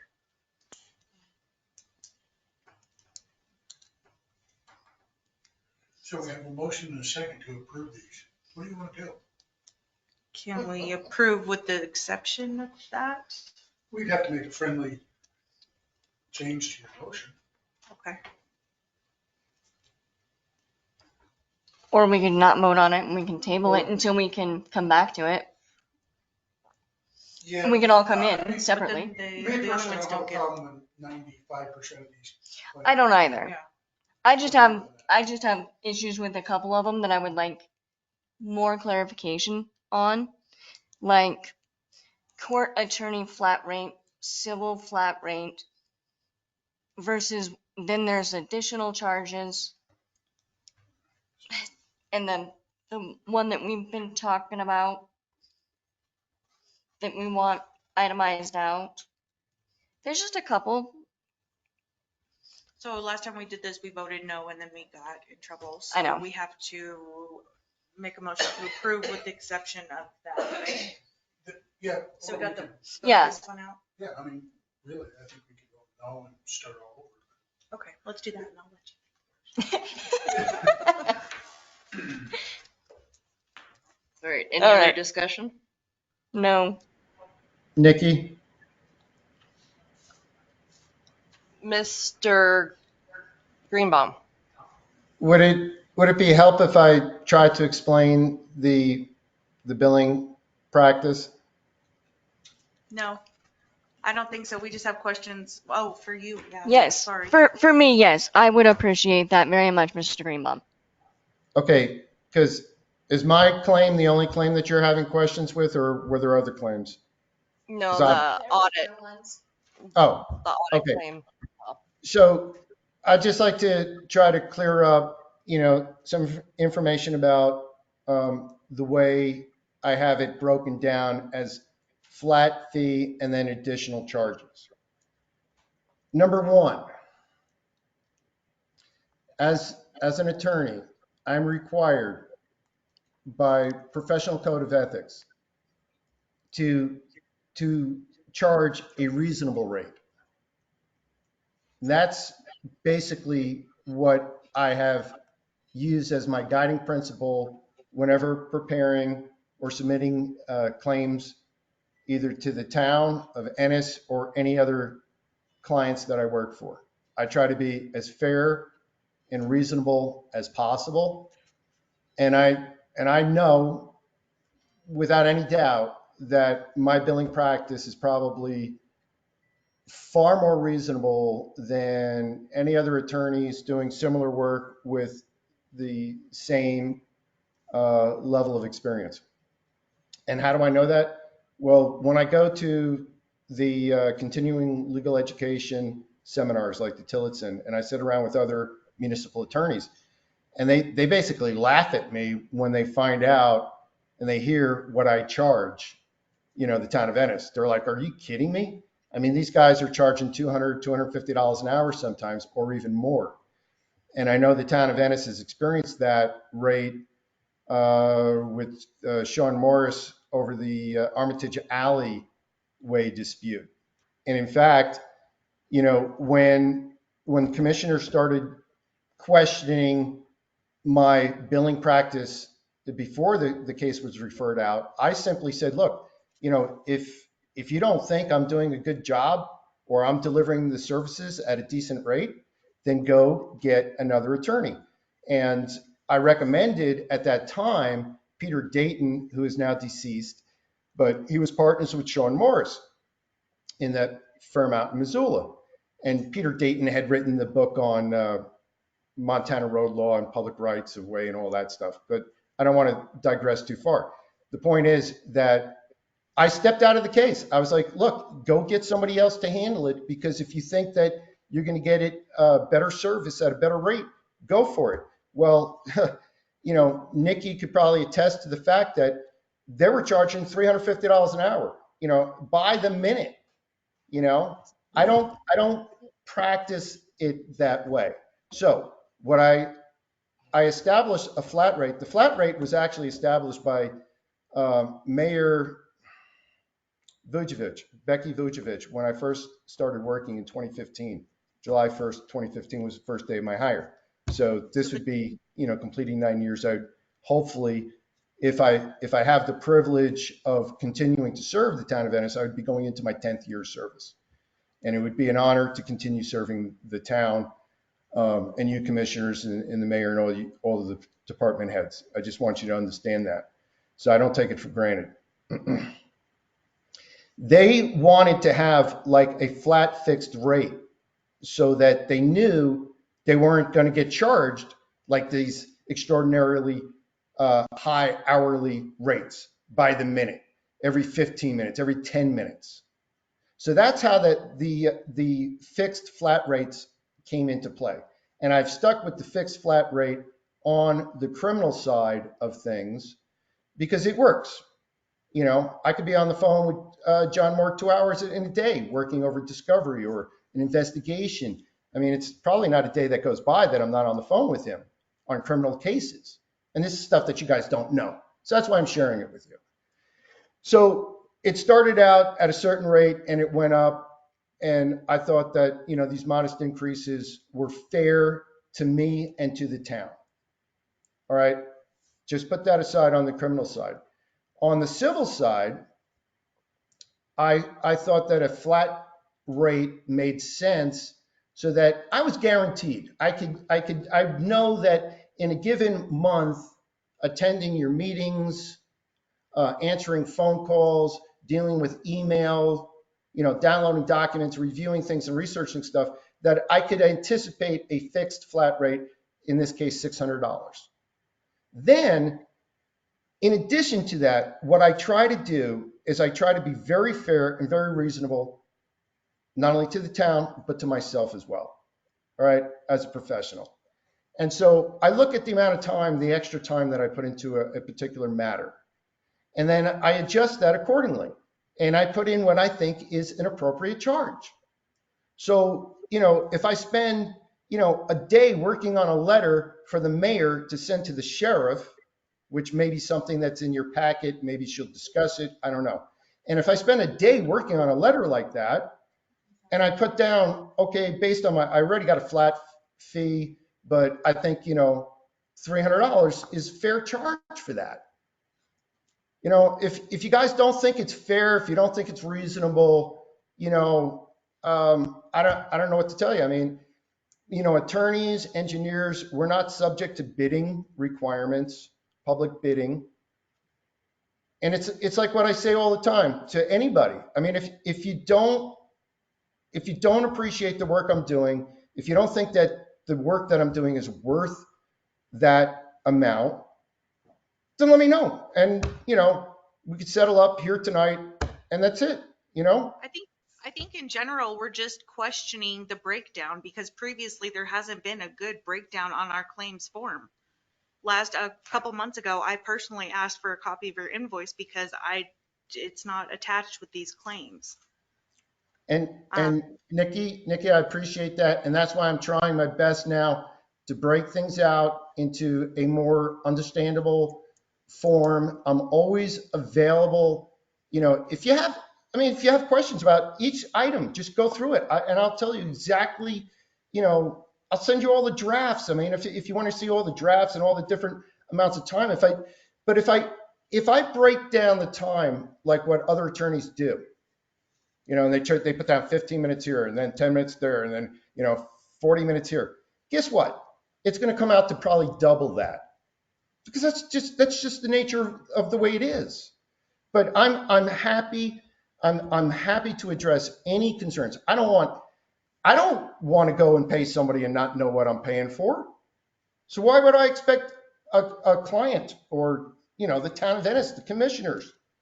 You're there to protect the public interest, obviously.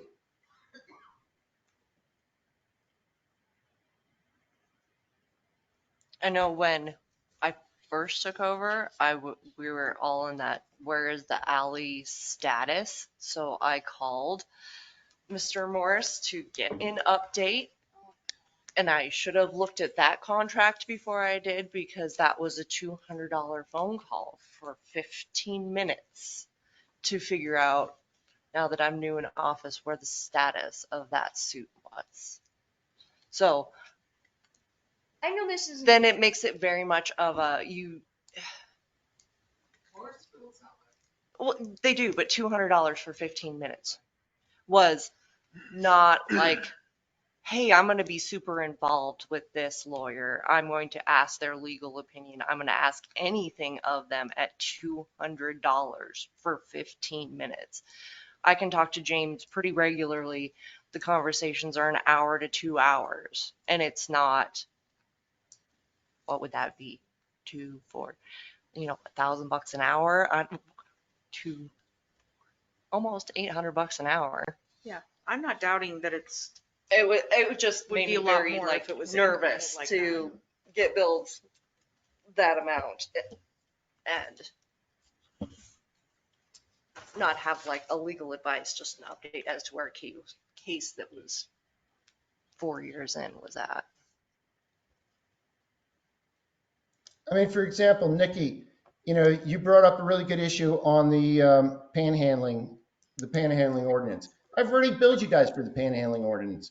You think I'm going to submit an invoice next month, 1 hour working with making revisions to the panhandling ordinance? Of course not. That's just not the way I do things. I mean, you know, and that's just, I guess if you don't know, I can understand why you might have questions. So you know, I could tell you about stuff, you know, cases that I handled for the town.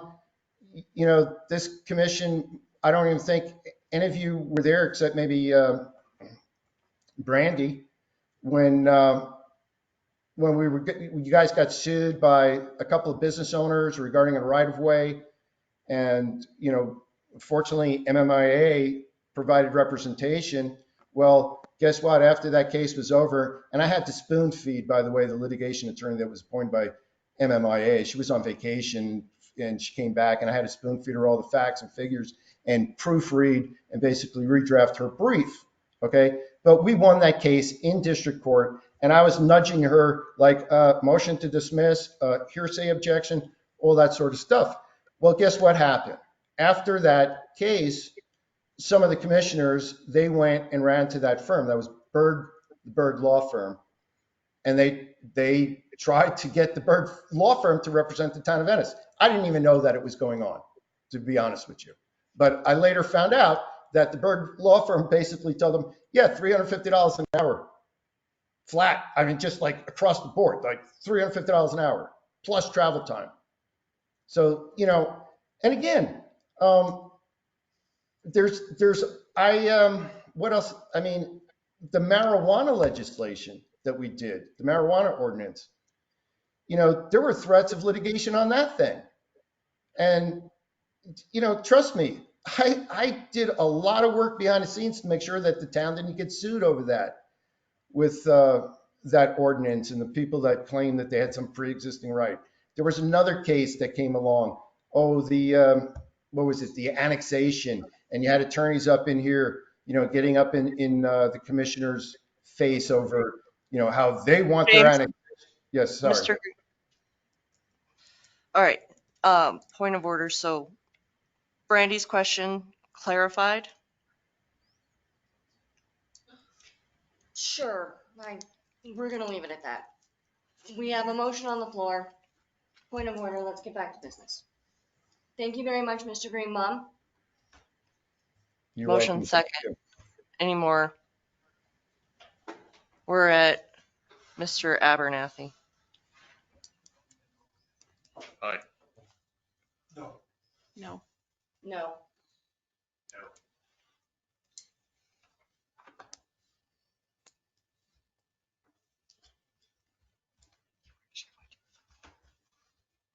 You're gonna put a new motion on the Oh, floor. yeah. Do we wanna do a new motion or do we wanna table it? No, we have to pay our bills. Okay, let's do it. Yeah, Okay, let's we do pay what our we have to bills. do. So, I'll move that we approve all of these, claims except the only one and the only one.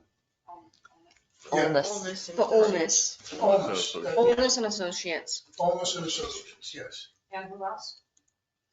It's the Olness and Associates. It's one claim. Just one claim. All claims except this one at this time. Second. Any other discussion? All right, you're up. Aye. Aye. Aye. Aye. Okay.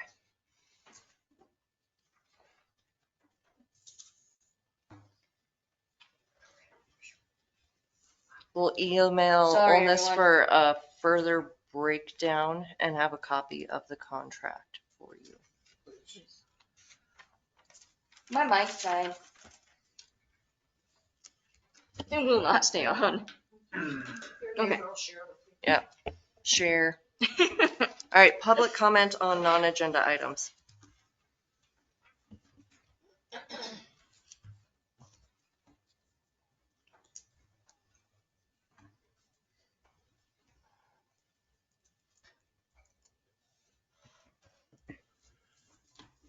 Good evening. Myron Momo, Ennis taxpayer, and I want to clarify that I was not aware of what was in the agenda for this evening. But in the last meeting, it was clarified that the advisory panel for the sheriff MOU had to examine 500 pages of documents that had been processed. I recall the time that negotiations were to begin. The community attorney went on a tirade with some very inappropriate language about the sheriff-elect. I thought that was a strange way to start negotiations, or was that a ploy to prolong the negotiations? So here we are, fast approaching the 1-year anniversary on trying to complete the MOU for this community, and still no MOU. Dwell on that thought for a minute. Thank you.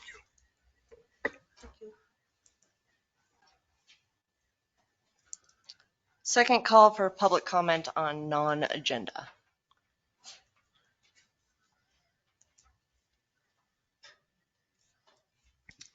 Brittany Hirsch, just a quick comment on the website online. Whatever updates were made now, I've checked my phone and as well as several others, you can't get to any of the pages. So you can on a computer, but like on a cell phone, you can't go to the commission page. You can't go to any of the drop It's downs. missing that little thing There's no with the menu three on, lines where you click it, yeah. it drops down with the, yeah, I noticed that as well. Yeah. So it's you not can't, supported on like a mobile device. yeah. And even if you go to like desktop view on your mobile device, there's no menu on the website. So all you can see is the public news page. So if you could have IT update that, that would be great.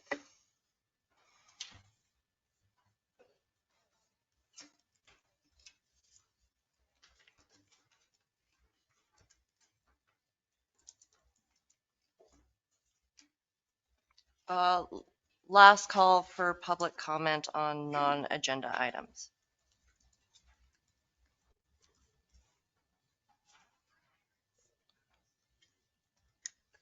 Anything from online? All right, moving on to unfinished business. So lead service line inventory. We began last year with mailers. And that is a requirement, not by us. Department, do you remember? By DEQ. And EPA maybe? To have, Federal. yeah, federal mandate to have all the service lines in town inventoried to whether or not, well, what the material they are made of is that services each house. So we sent out those forms to every address, every water Every property owner. is how we did it in the fall to fill We did it out. like in June. I guess it was in June. So if those lines are not identified, then it is required to be replaced. And if you No, later, well, it's assumed that it is lead. and then must be replaced. DEQ will require the property owner to replace it. So, because they own from the curb stop to the house.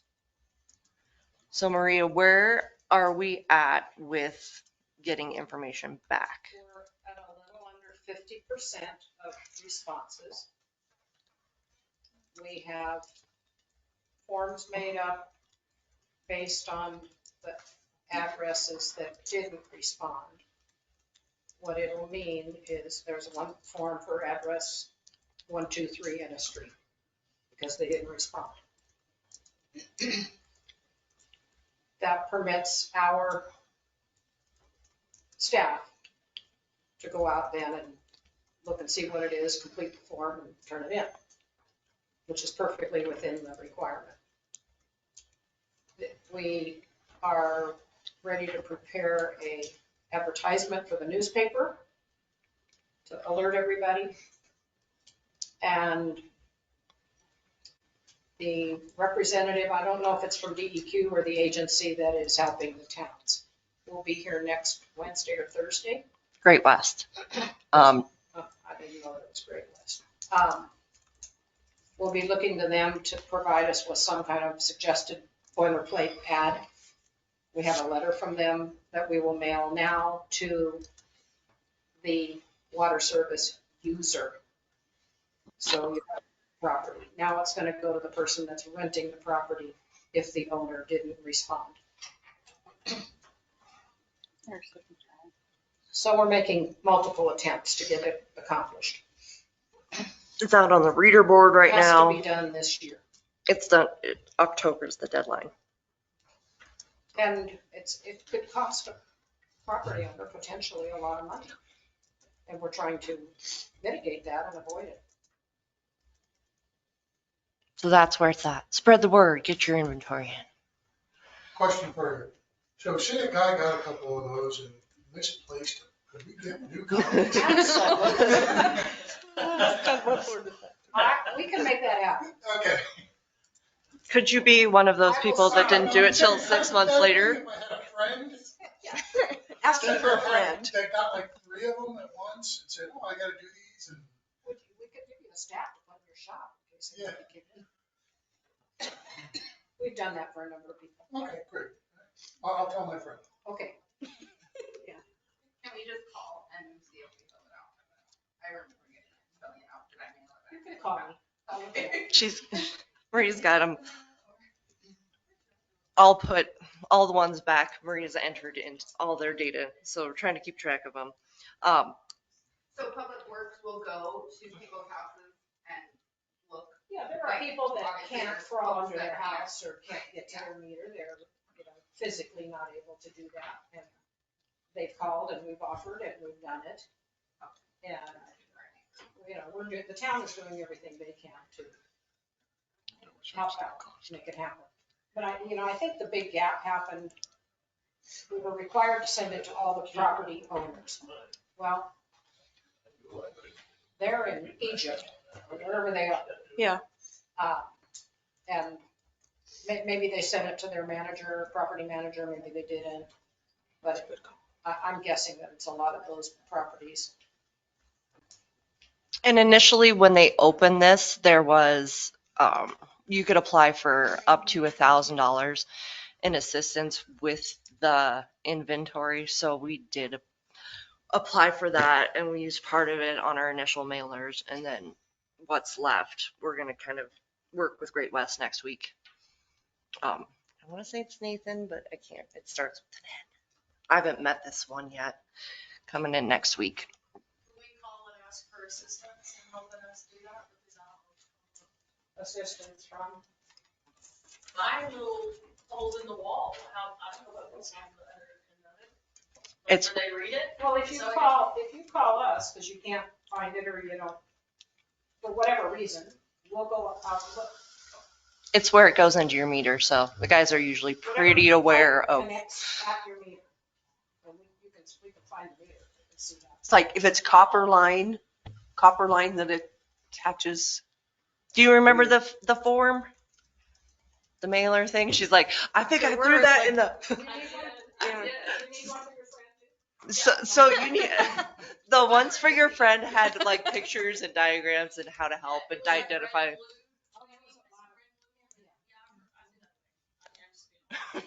She's like, my friend threw that away. My dog ate it. So yeah, we're just trying to help so that property owners don't have to foot that bill. I mean, now that Eric's not here, but like if they're all, he thinks most of the lines are in the all the leaks are in the service lines. But yeah. So we'll help our friends get it all remembered and taken care of. I'm just going to keep it on there so that we're getting it done as a reminder. Somebody's hollering. I am listening, Nikki. Sorry. Ah, there you are. Yeah. So I just walked away for a minute. Who's coming from Great West? What's his name? Isn't it Great West next week? I can't offhand remember his name. He used to work for Rural Water, retired. That's what it is. That's the guy. But I applied for some help through DNRC, and they set us up with Great West to help us get this finished up. Yeah, finished up and taken care of. And so he's going to come up and we're going to come up with another plan. And my ultimate goal is to figure something out to where us three aren't walking the streets when we could be doing something else, this summer. So. Okay. All right. We'll keep it on the unfinished and keep track of it and where our progress is and make t-shirts. I don't know. 50% is not bad as far as things go. Yeah. I'm actually surprised it's that high. I mean, that most of it didn't go in the circular bin. Well, actually, percentage made it back. It's impressive. I mean, look, we'll how get many there. in town. But if there's any other brilliant ideas, I would take a few forms and I can just chat with people about it. okay. Well, yeah, that too. But For also I really would chat with people. While you're chatting with them, Tell them to please get their dogs licensed. Oh, yeah. I'm sure there's more than 60 dogs in this town. Oh, okay. Oh, Also may have paid the late fee on that. All right. To Public Works Office. Okay. Now that we're done with that update.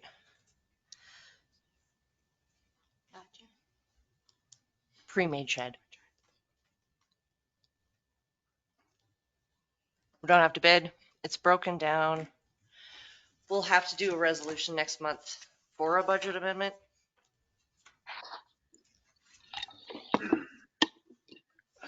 The overall thought, you have the pre-made building.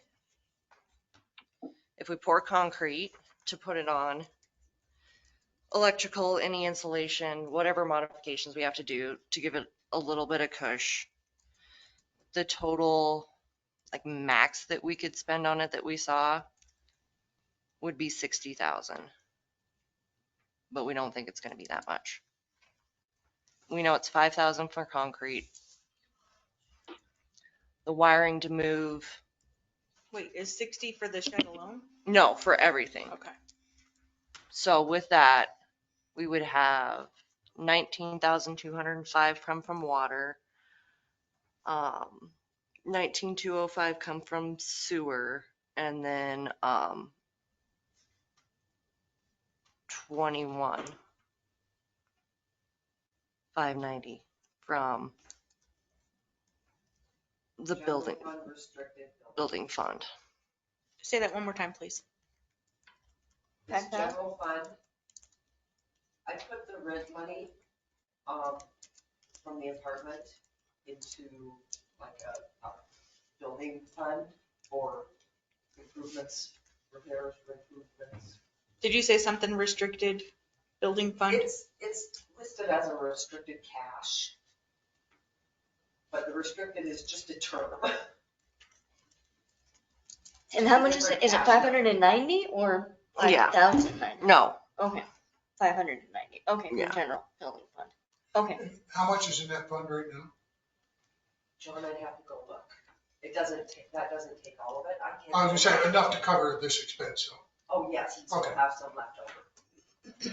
Well, so with all those totals you just gave, I mean, I'm not a mathematician, but those all add up to 60,000. Uh-huh. Okay. So why are we changing from? Are your bowls over yours, Dad? Yep. So why are we changing from building this locally to outsourcing this to Helena? It's not going to be completely outsourced. Concrete's going to be in-house, electric, drywall, framing. This is local. Yeah. This is 2 weeks.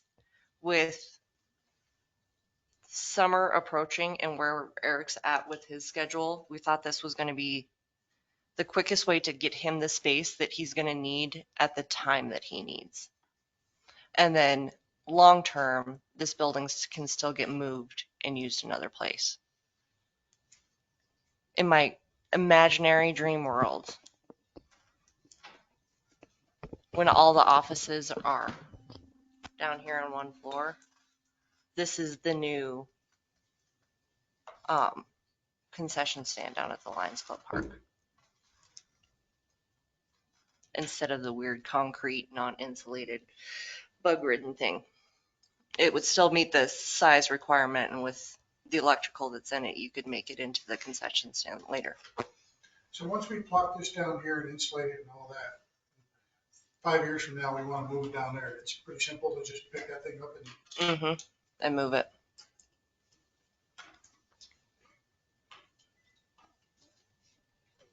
Yeah, was it 14 by 28? Yeah. The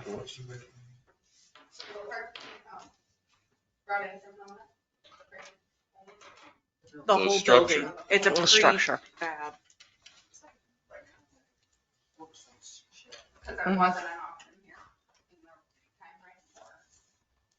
not No. for stick built.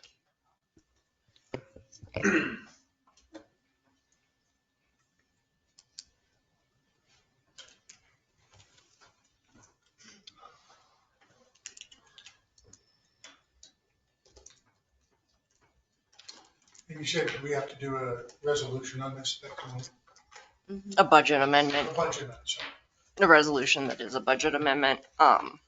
If we, when we start actually quoting out the electrical and stuff, if it goes to the full 60, then that's when we'll have to go there.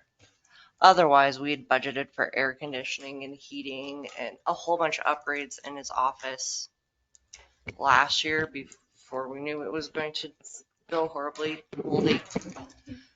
And those just transfer into that. Those repairs that we'd budgeted for in the old building just go into this from water and sewer. So we don't need a motion today. No. Just to verify, this coming out of the general fund will not affect any other department, budget, anything. Mm-mm.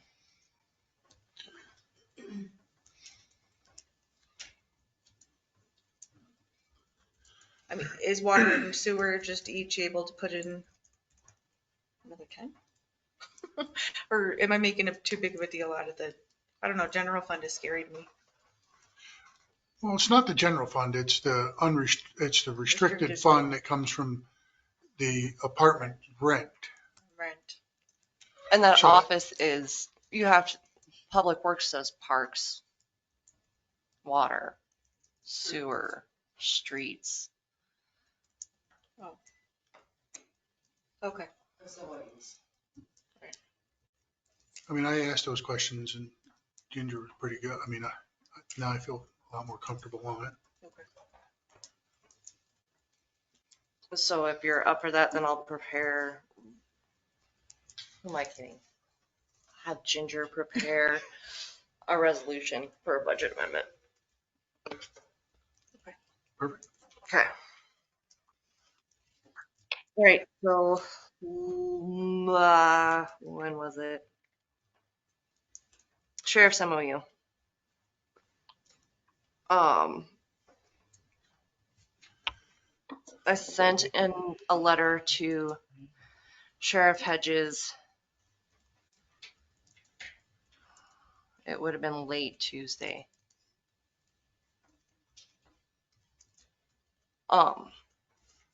To get back in touch to start forming an interlocal agreement on the additional dispatch services. So we have a CGN agreement that was finalized in February. Was it February? Mr. Greenbaum? Anyway. I think it was January 21. January. What's the name of that? CGN, criminal justice. Oh, I don't know what the I said. Confidential criminal justice information. So No. if you don't mind, and I won't take up a lot of your time, so you won't have to call me into order. But so basically, it's kind of complicated, but the way John Moore has explained it to me a number of times, when dispatch, 911 dispatch is a service that every resident in the town of Ennis pays for. You pay for 911 dispatch.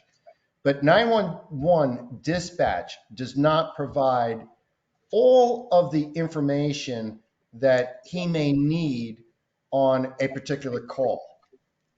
So that's additional 911 services. So back in January, the town did enter into an agreement, the CGN agreement, for the basic 911 dispatch.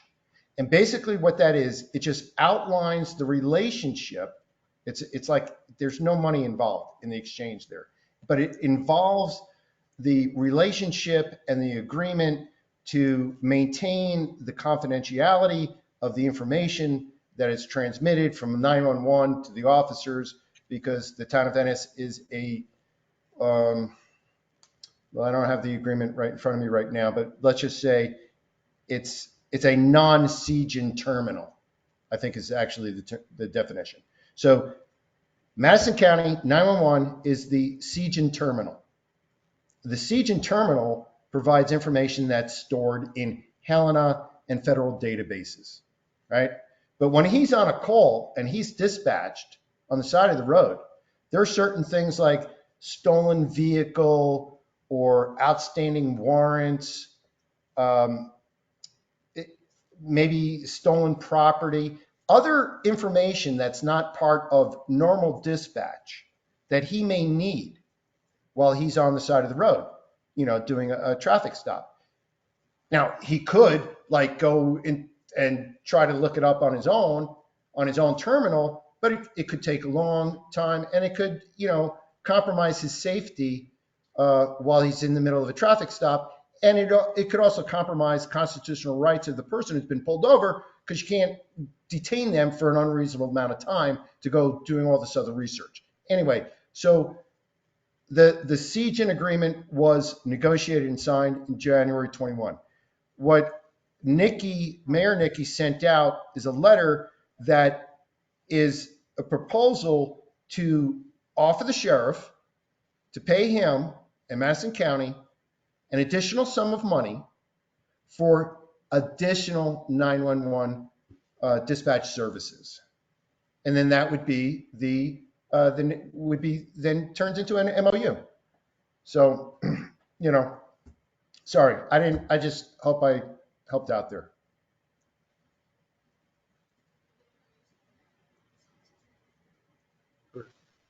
That's why in the letter broke it down separate as additional dispatch services and then proposal of an interlocal agreement.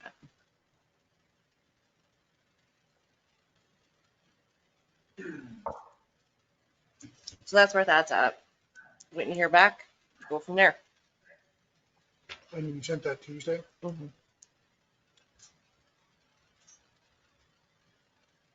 All right. On to scheduled stuff. I was gonna ask John, Lily, what do you guys have any on this?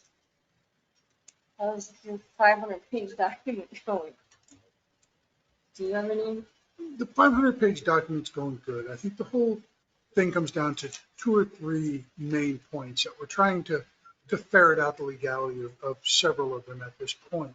One of them is the 1995 Attorney General opinion that says that the sheriff must provide services if the town is unable or unwilling to do that, which would invalidate a lot of the claims. Frankly, we believe that opinion is valid and has good standing, but the county disregards that opinion in its entirety. So right now we're trying to find out who's right in that argument. Was it not more clear? Well, it's not, and and we're relying on an attorney general's opinion, which isn't promulgated law. It's just an opinion from 6 attorney generals ago. So, there is some gray area there, but I believe it holds water, and I think our attorney believes it holds water, which is more important. So we're trying to get a final resolution on does that stand, and if that does, that changes the face of the negotiations considerably. But we don't feel that we could move forward at this time negotiating until we have that question answered by the highest authority we can get it answered by. The Attorney General. The current Attorney General. All right, so. Sure, go ahead. Mike?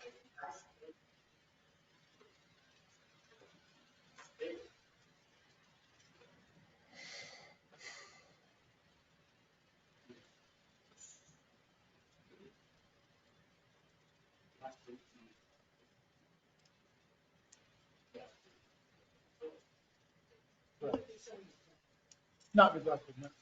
Yep. Was unable or, yeah.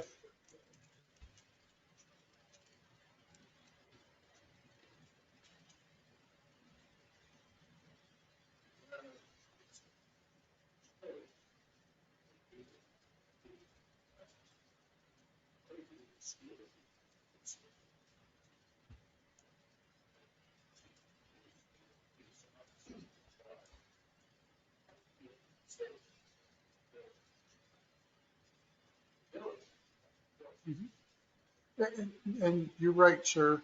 That is a good point. Um,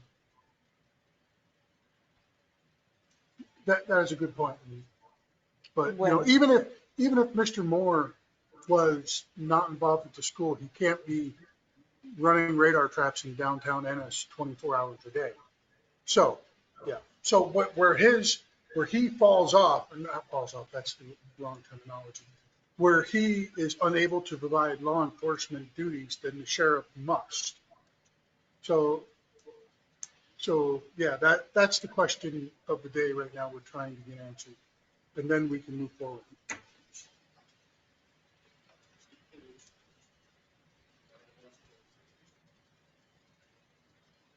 don't know. It's good. I don't know. Okay, then it could be accurate.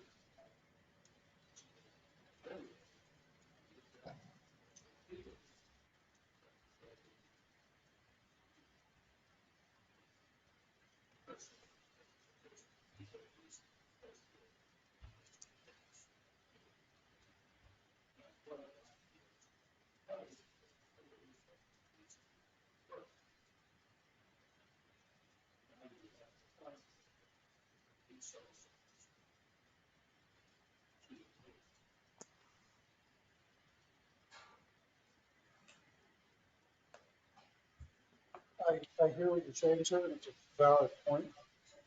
And I think we can address that down the road. That's not under my purview on this committee to address.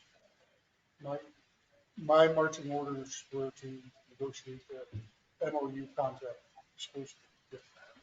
Yep.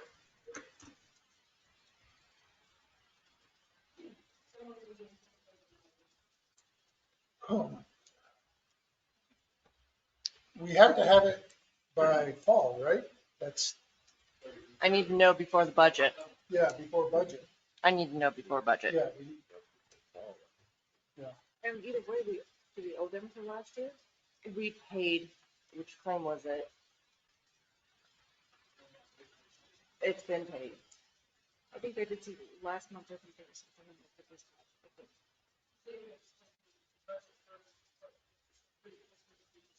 Correct.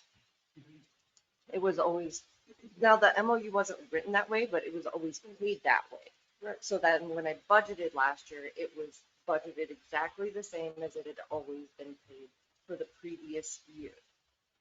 So 23, 24. We have to know by the time this budget goes for that. Okay. So answering your question, I can't give you an exact date, but we are at an impasse with the negotiations at this point. I mean, you know, if they say yes and we say no, we have to get this answered before we can even talk again. Yeah. Oh, that's, yeah. Priority for me. So right now, that's what James and I are working on, to request an attorney general opinion. It cannot be done by just anybody for any reason. So at this point, a letter must be submitted by me or the town attorney. And then we have to provide the documents to support the question. So we're just trying to figure out where it lies. So that letter should go out. We're hoping next week to have final draft. And I was told they can turn those around fairly quickly. Yeah. What fairly quickly in the legal system means is. So that's where that's at. We'll have to wait at that. So, All right. Mayor Nikki, Yes, very, Mr. yes, very briefly, I would just like to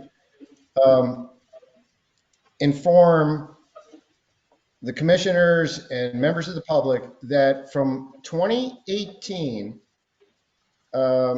to last summer, there was an MOU in place. And that MOU was based on a 1 mil levy per officer. And that the proposal that was just sent out is to offer a 1.5 mil levy per active officer. So it's like a 50% increase. So I don't think that there's really any argument that the town is not acting in good faith.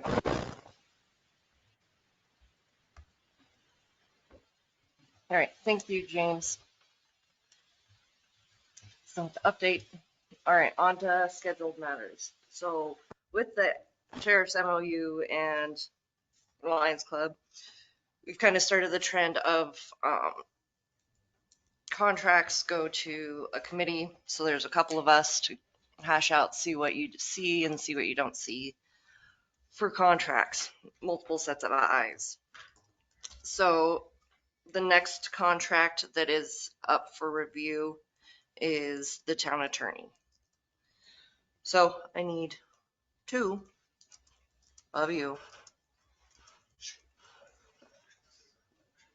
to, all right, well, we have to vote, discuss and vote. But I saw a hand. Yeah, I'd be willing to be on that committee. I would too. Okay. Is there a motion? I move to elect, appoint Commissioner Hankins and Commissioner Palmerton to the Attorney Contract Committee. All right, discussion. Is anybody opposed to it? Like, does anybody else want to do it or anything? You can, because then we have a quorum. In place of one of us, though. Like, is somebody else better fit? Yeah, that's what I'm asking. For discussion purposes. No, if you guys want to do it, go for it. Of course. Well, I just feel like you've got the MOQ and you've got. Yeah. Can, Are you both confident and have experience attorney shopping? absolutely not, but I've talked to. Not attorney shopping. I'm not going to do attorney shopping. But I have talked to MSU and they have given me direction as to defining scope and roles and duties regarding a contract. And I'm more than willing to reach out to MSU and continue to do my homework, considering I can't do anything else. All right, any other discussion? That really hurt, by the way. Calling the vote then. I'm at Aye. Aye. Aye. Aye. okay. So you two and me. Hey, it's the 3 of us back Monday. again. Monday? You two. Are you paying attention? I'm paying attention. Monday. If I can get up here. Between 2 and 4. Or after 6. We don't care. Was that me too? Yes, that was you. Monday. I don't know. Committee meeting. I'm like, I don't know about. I might call. Okay. 2 and 4. If we need to go after, if we need to go later, we can. Just Monday after 2. Okay. All right. Towards August, September last year, I can't remember when we started this, we had the start of panhandling. Remember this? Okay. Since We already put the money into starting it. It was, here's the time, do we finish it? So, So I sent a couple requests to James, of just what I read through and saw. On 673B, I asked if we could change the wording to the entrance or exit from any businesses or establishment instead of public toiletry facility. Is this what we're talking about? this is what we're talking about. Okay, But at this point, like really, it's the, do you wish to proceed? Oh. This was the original draft so that you could, I know when it came up before, it was like, this was a lot to read through, or we weren't sure. So it was kind of set by the wayside. I mean, I'm okay So if it's we the do like, it. do we wish to revisit this? Are we there? We have bigger fish to fry with zoning and that kind of stuff for sure, but That's kind of where I'm at. I'm okay with keeping it in the back burner as something, but I don't feel like the moment it's an issue. It was a hot issue. Everybody wanted something done about it when yeah, a couple. With when that there one was issue. when there was a large group, when there was people actually panhandling. So that was the concern. It was brought to me. We fished it towards James. Didn't have enough time to review it. Then it got kind of put it on the side. You know, So at the time, it seemed really pressing. Now, It where might are be we at? pressing again after this, summer or during the summer. It could be. It definitely could be brought up and be more. a couple things on this, the work you guys did before I got here is, I mean, this is 90% there. Yeah. And, almost ready to move forward if you wanted to bring that for your consideration. But, is it a solution in search of a problem at this point when we have lots of problems? I think it creates a problem. Possibly. It's one of those weird things for me. If you create an ordinance, people will find a way to create a problem. Only if they care that. I mean, So I'm saying, yes and no. Yeah. I mean, and then, I had a discussion with Commissioner Hankins on what the intent was and where, what drove this. And I didn't see that in town. The panhandling guy, much, he didn't hang out near me. Me neither. So I guess I didn't feel the need for this, but it's 90% there. I did have interactions with him in front of, we were doing our deliveries, and so in front of the Long Branch and then down in front of the gravel bar, and, not whatever, not uncomfortable, but I could tell other people were definitely uncomfortable about it, but I agree, it's 90% there. And I hate being reactionary, I mean, I could sit here and say that, it takes us 60 days to promulgate ordinances, right? So if there's a problem, then 60 days from now, we have a solution to it. Right. But that's being reactionary. Do we believe Just that like the anti. this is going to be what was what we saw last summer, the start of a trend and, a problem starting, then let's get out in front of it. And I don't know if I can answer it. If you guys do, we're jumping on the bus. But. Well, it's kind of like the anti-camping. We did that to be proactive and.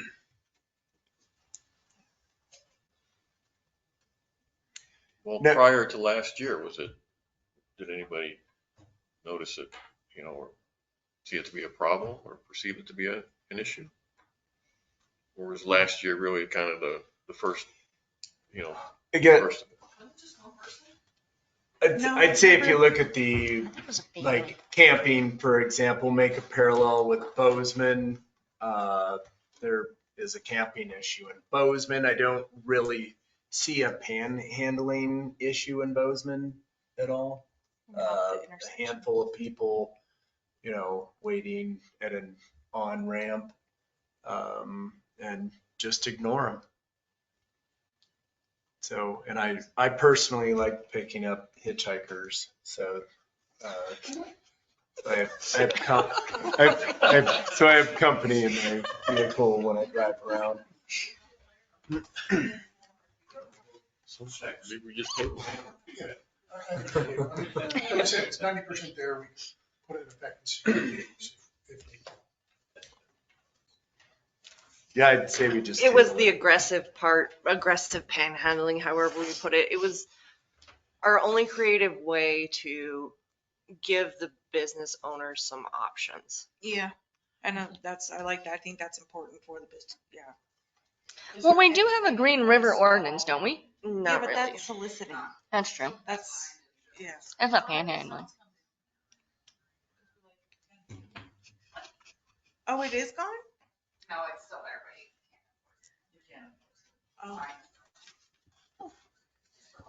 It's been thrown out many times, Mhm. but the signs are still up. You know, as time goes on, Good more job. and more of these issues will come up. Will come up. And federally, Yeah. more and more Stipulations. hand tying will come down and restrict what you're gonna be able to do. The sooner you do it, it doesn't say somebody won't come along later and create a law that mitigates what you put in place. But as long as your hands are not tied, it would be a good time to put something in place, particularly since you've done so much work on it. Yeah, might as well finish it. So here we're, that's where I was at when I was going back through like the rattling of what's done, what's not done. I'm like, we're approaching summer. Yeah. A little bit of something for the business owners. It gives them at least another option.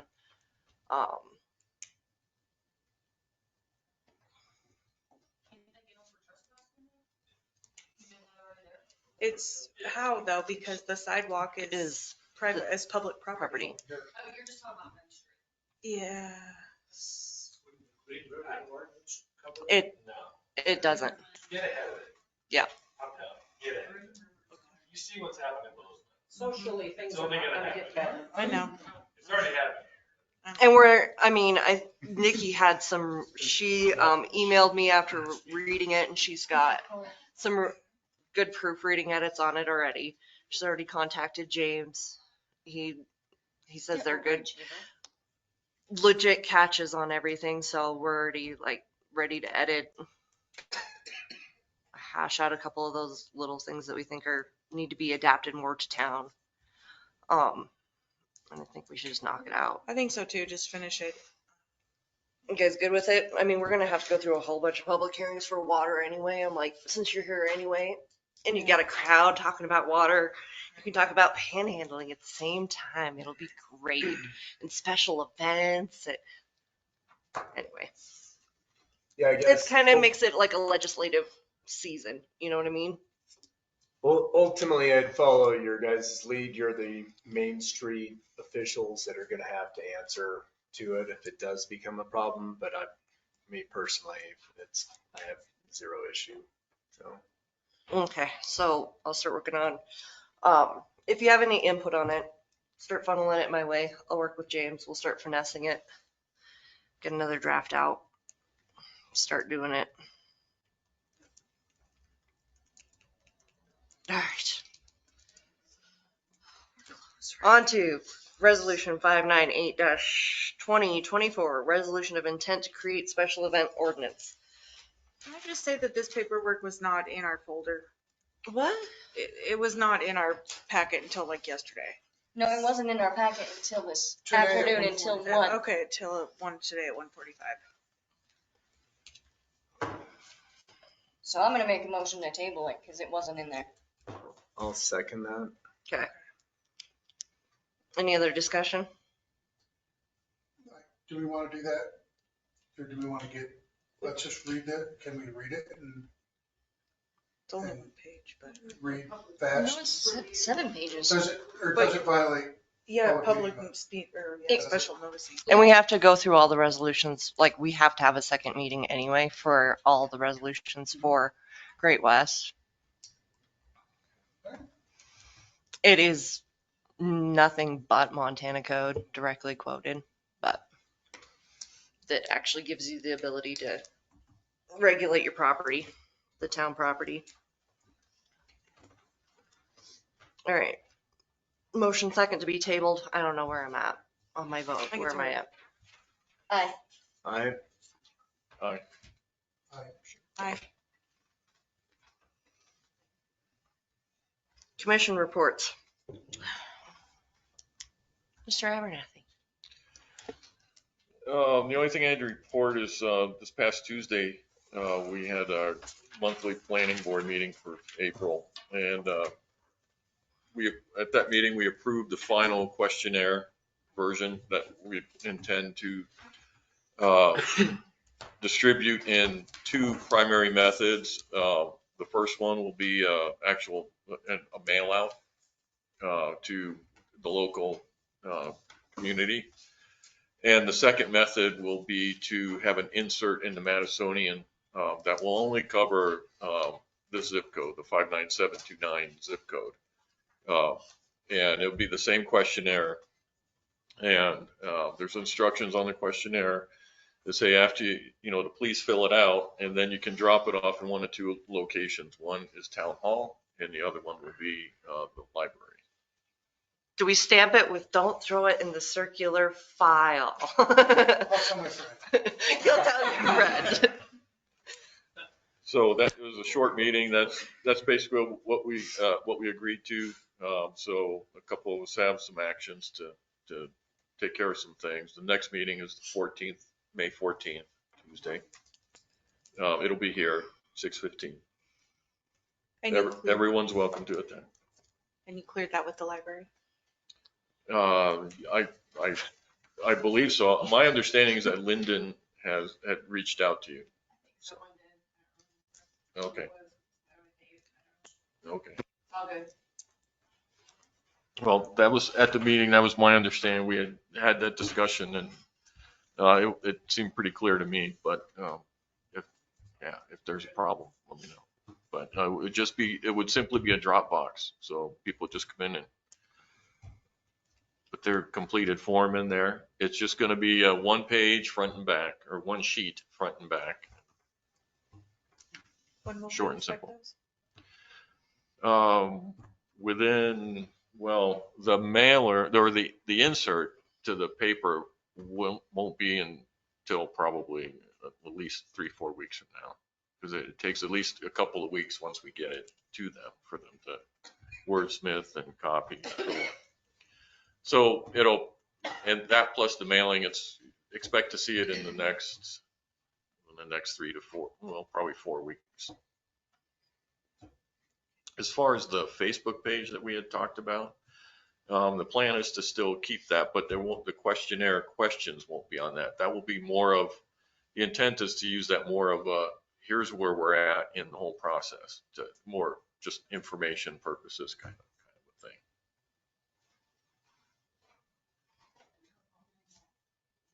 What's that? Is it a turn call anymore? Well, yeah, I don't know if we're going to do that, but probably. That was it. Okay. That's all I have. I'll ask it. All right, Mr. Way. Yeah, thank you. This last month worked a little bit on this sheriff MOU stuff, but I dove into this Montana Main Street project. And I think we should move forward. I dug into the good and bad, what it'll take, what we've gotten out of it, and all that. Chatted with some nice folks up in Helena who were kind of rooting for us to get back into this. Even, trying to get some people, because you need a 3-person committee to oversee this. And I'm happy to do it. I originally thought, the original one was the chamber director, but I guess there's a little conflict there now. So we need to find a couple of people to serve on the Montana Main Street committee, and then we can get this going. In the past, we've got some grants from it. Grants that put together, this master plan here, which I think is pretty good reading if you haven't read it yet. So I think we ought to move forward with it. Happy to spearhead it. I just need possibly one more person, probably not from this body, that can serve their help. So before it was a chamber, It was a chamber director. It was Hallie Yeah. before. And the And I mayor, believe that's going to the chamber president. What? The email about the Main Street information, that's all went to our chamber president. Yeah, before it was the mayor and then the chamber president and one commissioner, it looked like, was on it. So, we need, because there is no chamber president currently. Right? Yeah, there is. There's no Justin. chamber director. Okay. There's a president, Okay. Justin Holman. Well, do But there you is want to no- volunteer him to sit? I'm not gonna volunteer anybody. I would, yeah. We Pretty can busy. ask him, but I wouldn't feel comfortable volunteering. Sure, I would expect that too. I talked with Justin Monday, and I think it's worth approaching him and see what he thinks. And if not, he might have a good idea. I mean, I'm gonna it'd give be- that it'd up be- in my report. It'd be super handy if it was someone from the chamber, they like that, at the ones at the Main Street. They like that. They like that. Mm-hmm. That it's not like town focused, it's, the chamber has a hand, an independent hand in it. So, And maybe the Lions Club. Some, Interstate, maybe, yeah. but the Lions Club Lions would be Club another might one. be, yeah. The Lions Club would be a great one, the chamber cannot help. Okay, so we don't. So, So you, me, and somebody else makes 3. yeah. Okay, You so and Somebody, the person anybody. to be named. all right. So And you, then- me, and then the person to be named, and I will contact Justin. And I'll contact the Lions Club. Gotcha. All right. Perfect. And then I spent a lot of time reading this whole master plan. If you guys haven't had a chance to read through the whole Oh, thing, we've read through. it's really good. And then I compared it, I got the 1996 master plan and compared it, and it's really similar, by the way. Mhm. Yeah, I mean, they were saying the same thing 30 years ago. It's amazing. So yeah, I spent a bunch of time with this as well. All right. That was all the committees.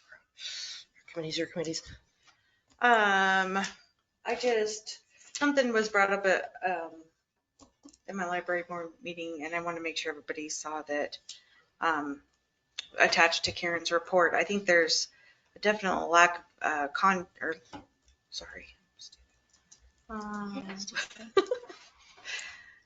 So what happened with the school, with the training, the active shooter training, I think that really was, a ball was dropped because it really could have been a good opportunity for a lot of people to collaborate on that. So lack of communication there.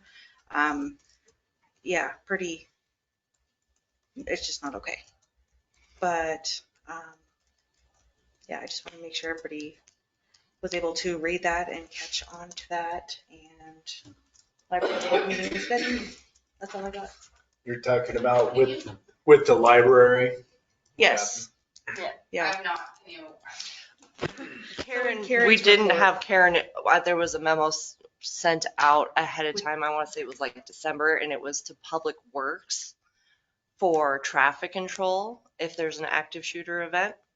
But there wasn't one sent to Karen in December. Who was like a headquarter for. Who could potentially be one of the activation points. So, and this is from my perspective in any training I've ever done like this, every mass casualty, large incident training I have ever been in, and I have done multiple agencies with Forest Service, Life Flight, Ennis Ambulance Fire, like having up to, I think the largest I've done is like 8 different agencies. Every single time when you do the drill, you find a communications break, and then they call it the Swiss cheese effect. So at what point during an active event do those layers, as a block, you can't see through Swiss cheese, but when you start taking slices off, you got the holes.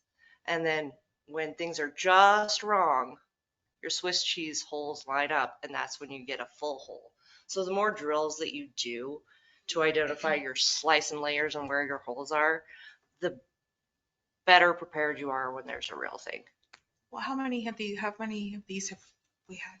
It's that plan is adapted over the last 4 years. Can I just make a comment? I think when you were on the school board is when they first started it. Wasn't the school the lead on this? Mhm. I don't know. So I have also in another life led a mass casualty or 3 event with multiple agencies. And I think the greater issue here is that years ago, the library was designated as part of a greater plan, and that was just never made known to us. This wasn't a Swiss cheese effect. This was part of a larger communication plan that was just that never trickled down. But so I'm appreciative that now we can make that better. But in my opinion, it wasn't minor. But I just feel like we missed out on a really great training opportunity, a collaborative training opportunity. And I'll just look forward in the future to more learning opportunities with across the town. All right, what else you got, Nikki? That's all. I'll see you Monday between 2 and 4. Or if you guys talk amongst yourself and there's a better time, whatever. Okay. Okay. Alrighty.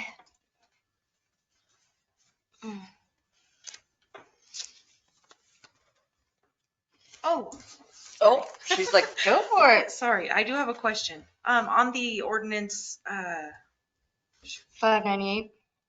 yeah, it's worded a little weird to me, so I was just wondering why it's worded, A resolution of the town of Ennis to create a special events ordinance rather than to just adopt making an a, ordinance. yeah.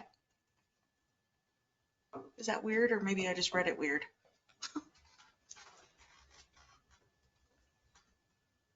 A resolution of intent to create a special event ordinance, discussion and vote. Like, well, don't you just make it or adopt an ordinance or make an ordinance? Or just maybe.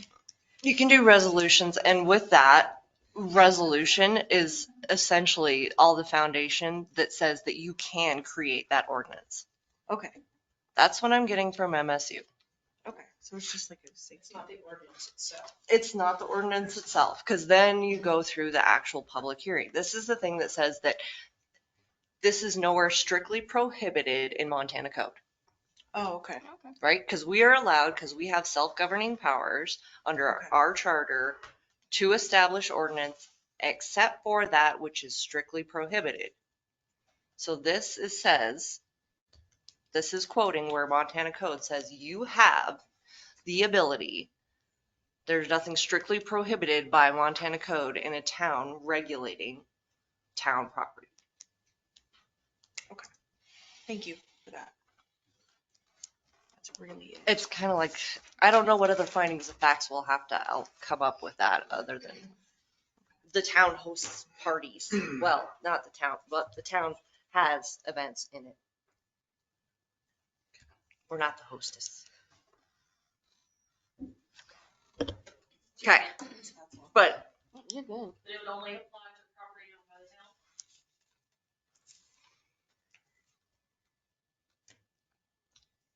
it says that we also may regulate public right-of-way Property, traffic. Traffic ways and public grounds. Yeah.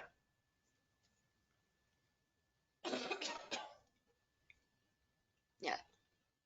And Town it's a way property, of traffic ways simplifying and public things, I grounds. think.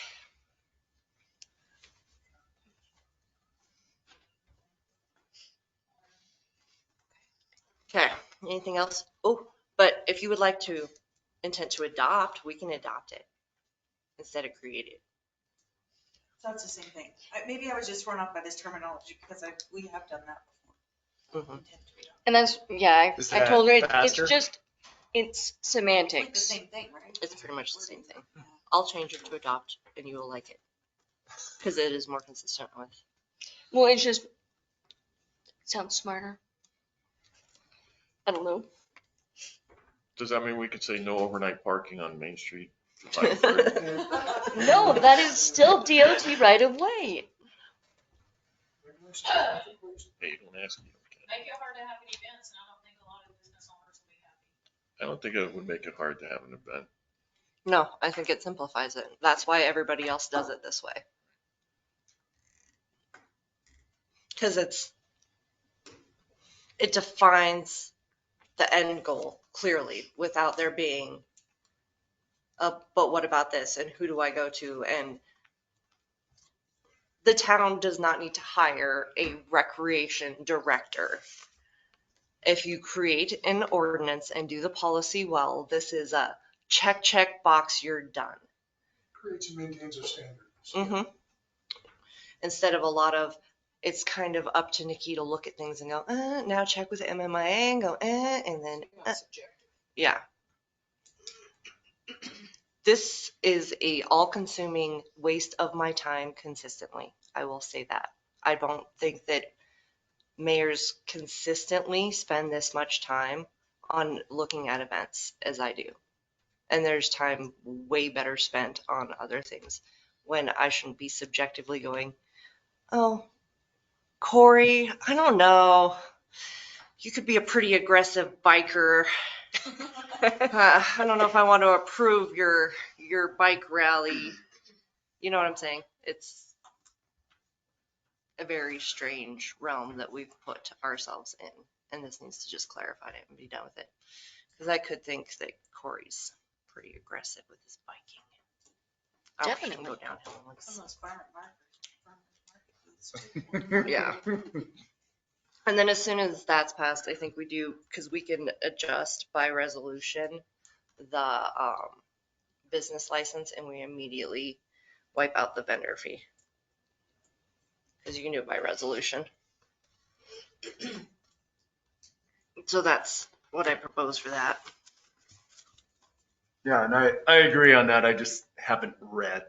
I didn't get to read that agenda. Randy, your commission.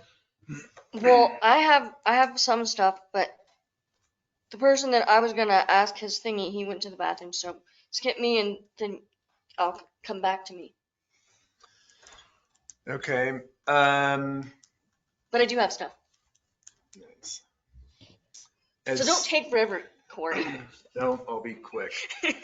As your local resort tax expert, I've put another answer to a potential question in the paper. What can you use your resort tax dollars for? So make sure you look and see what I said. Other than that, I honestly don't have anything. Next month, can you do something like how customizable is it? Like locals opt out, because that's what I get all the time. I will do that. No, I appreciate that. Yeah, it's. I think you should read the question and the answer. Oh, yeah. Because I don't have. I could read it for you right now. That's a good call. Okay. What is a resort tax used for? So remember that a resort tax / tourist tax is a local option sales tax on retail value of goods and services sold, i.e. lodging, camping facilities, food and drink, touristic merchandise. A resort tax can be used for any purpose the resort tax board deems necessary before any community creates a tax. Wait, did I read that wrong? Yeah.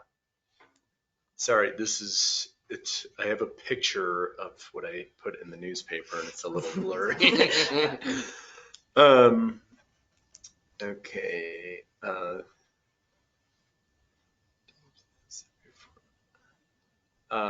They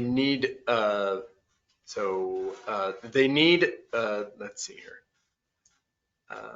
Before any community creates a tax, they need to generate a list of reasons to put it in place.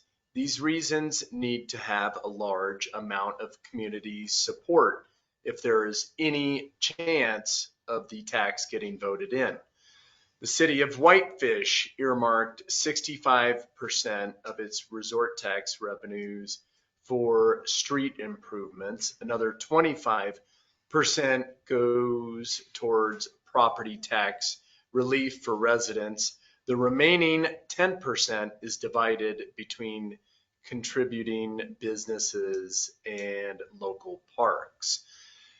In Ennis's case, the town is in the process of acquiring loans for, I might have been off by a little bit on this, but for, sorry, $4 million water tower, it's only 3.1, and a $1.1 million well. These are two immediate action items on a list of 7 dealing with the city's infrastructure issues. I think your numbers were pretty close. I think it's pretty Close enough, right? captured. I mean, $1 million. It's small pocket change when you're talking about water repairs. All right. Nice. I will read those from now on.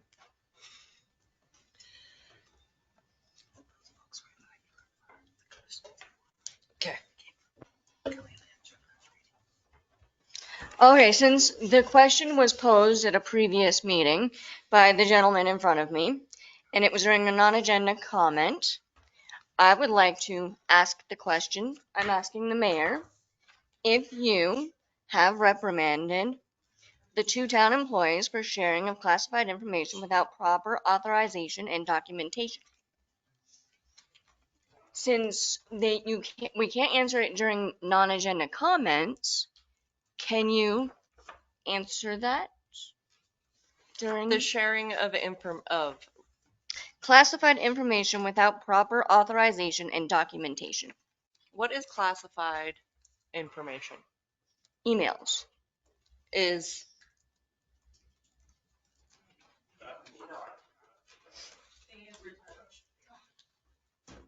emails are not classified information.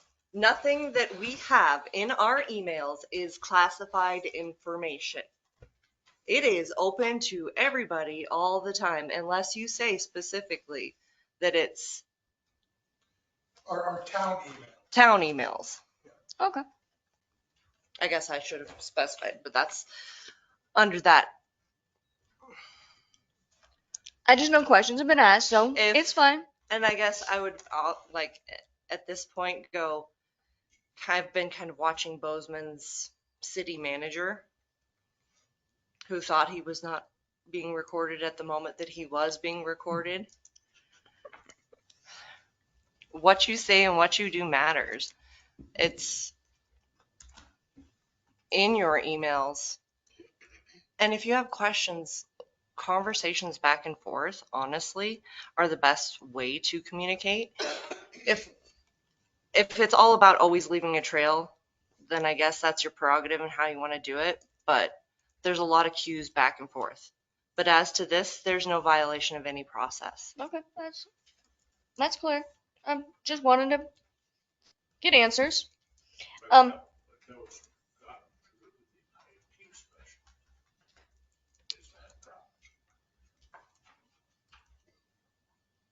No.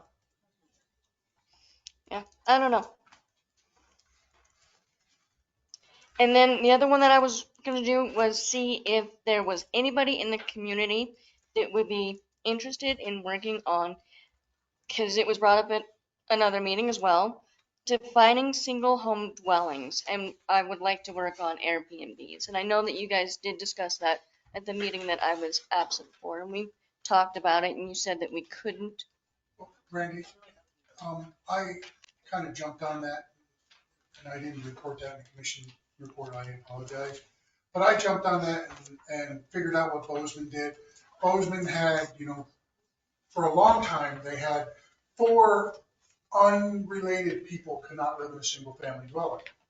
Well, that got brought to the state Supreme Court, and they lost that one. Okay. So now what they do, they're sneaky up there in Bozeman. What they do is they attribute it to zoning type. So in this zoning type in Bozeman, each resident, each person in the household needs 800 square feet. So they attribute it to zoning type. So, in places that have 800 square foot apartments, really you can only put 2 people in that, because then it would go against the violation, right? Mhm. So that's how they got around that. But, you know, originally, but then But how do you think it's working? I don't think it's working. And, you know, the more I thought about it, I have it all written up and I can give you the file if you want to read it. I mean, I've done a bunch of research on this and put it together in a format to bring to you guys. But two things. Number one, does it violate public property rights? We have to be very careful because that's where Bozeman got their butt in the In pinch. trouble, yeah. And again, is it a solution looking for a problem when we have lots of problems? We have lots of problems. When it's like 70 or more percent. Oh, I know. I mean, in this, I mean, You're talking about two separate things, though. You're talking about short-term rentals versus how many people you can shove in a house. Right. You're talking two different things. Right. Single family dwelling is defined in our zoning code. Well, I think I wouldn't mind working on both of these items. Just trying to, like, if you want to collaborate with me, I could totally go for that, and that would be awesome. The only other one that James brought up that I wanted to bring to light is that we do have issues with our sign ordinance. I think we have two of them, in fact, in our book. We've got one that's 22 or 26 pages, and then we've got another one. Correct, Susie? Huh? We have there's two sign ordinances in our town code book. I have two of them. I've got one that's 22 to 26 pages, and then I've got another one that's 3 pages. Is it long? Well, the original. Oh, okay. So my book just didn't get updated or something. If you look on the website, that has the current book Okay. completely. Yeah, that sign ordinance is a nightmare, by the way. The sign ordinance, I think, is a nightmare. Would you agree? No, I love it. You're such a liar. It's all right. You too. The only one, Susie, how responsive are people when you tell them that their open sign can't flash? The OPEN. OPEN. Is this serious a question? Honestly, Susan, that's the one thing that I have heard the most complaints about. Yeah. Is in all of the sign stuff, I have not heard one complaint about any portion of the sign ordinance other than from business owners saying, you can't tell if my sign is on or off during the daylight hours, and that's why it flashes. And you could fix that in a heartbeat. Yeah, that'd be a good quick fix. And I think we talked about this our first year in even. I think so too. And I think I even mentioned it again, on one of Tina's last meetings. Oh yeah, I think so She too. said, That's all I got. Is that just a quick thing? Does it have to go to Green Bob or can we just do that? I can look at it, you can strike a section and go through, but it's got to go through 60 days of fun. Yep. The repealing of stuff. Are you Got anything else, I'm done. Corey? No. Oh, Mayor's coming. So I'll bring you a file. Me? Yeah. Sounds good. Jesus, I don't even know where I put it. I tried to cook.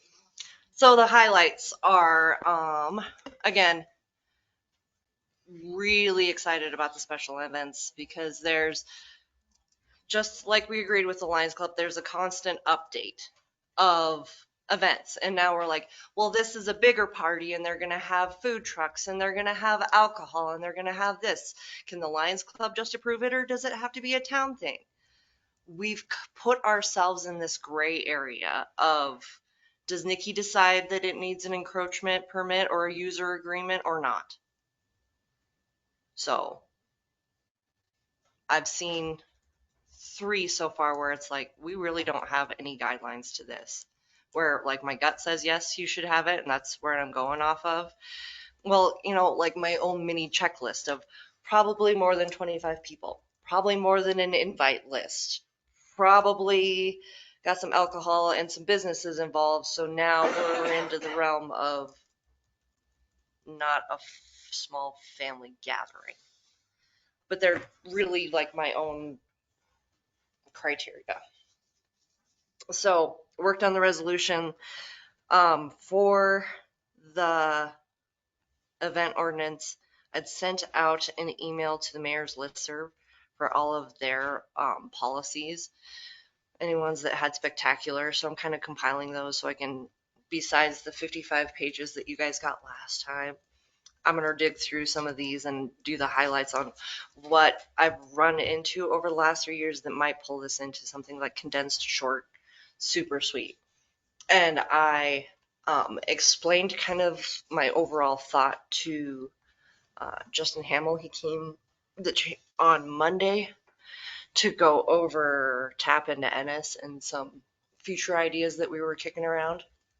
And he loves the idea of the special event to simplify things where it's like, boom, done. We know what we're doing every year, set. Kind of showed him some of the other ones. Who was that again? New president, Chamber, Justin. Oh, yeah, Justin. And we're brainstorming pulling in some of the high school kids because I went to the high school government class on, they have 2 separate classes, second period and third period or whatever. Because we have local government review coming up this year and a whole bunch of those kids get a vote for the first time here. I was surprised at how many hands were already 18. So they get a vote here in June on whether or not to hold the local government review. So I kind of explained the process to them and what to expect and what they're voting for, and then like gave them grilling time. And I have to say, as an 18-year-old, I didn't know what zoning was. I probably didn't care, and I probably didn't figure that out till way, way later in life. Like, they were asking me how Bozeman did such little parking on a new apartment building approval. And I mean, it was intense. The zoning questions, annexation, water systems, wastewater systems, how many different types there are, which towns run them, TED and TIF questions. Like, this was an intense group of, okay, one fell asleep, but I'll say it was my fault, not theirs. But I was flat out impressed with how active they must be in reading the news. I mean, because a lot of the ones that they were talking about as far as Bozeman zoning were out within the last week that I'd gone there. So I'm going to give myself a baby pat on the back for knowing the answer to any of Bozeman zoning things. So I told Justin that I think that's the group that we're missing in all of our piecing puzzles together. So we're going to contact Miss Deal and Miss Channel, because both of those lead, they have BPA and they have FCCLA.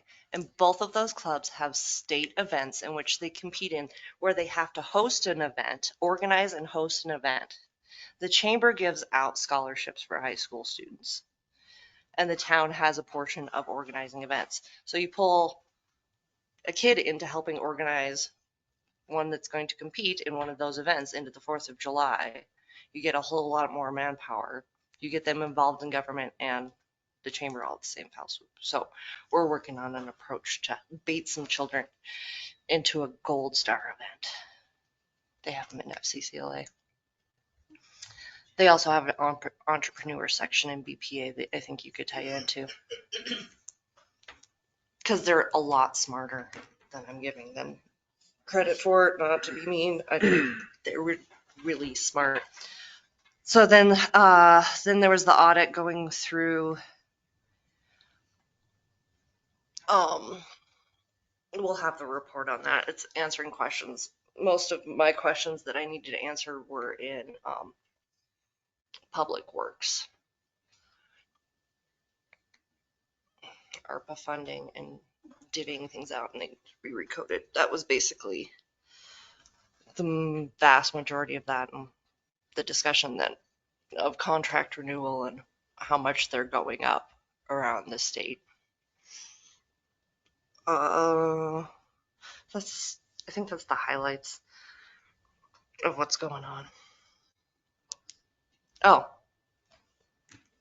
a present from Kelly Lynch. For your joyous reading, Land Use and Planning Statutes section of Montana Code for 2023. No way, I had that on my email, on my Amazon wish list. I know. I'm actually thinking the high school classroom they probably know more about it than I do. Already got. I'm I sure. know I have one. I'm sure. I have one at my desk. I'm good. And I have one, so we did not want to short you, Corey.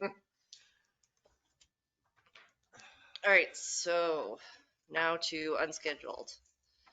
We need to create a meeting to knock out our resolutions, and then afterwards, those resolutions should be pretty basic. Yeah. I think we just need to worry this month. We need to worry about the resolutions and getting them done.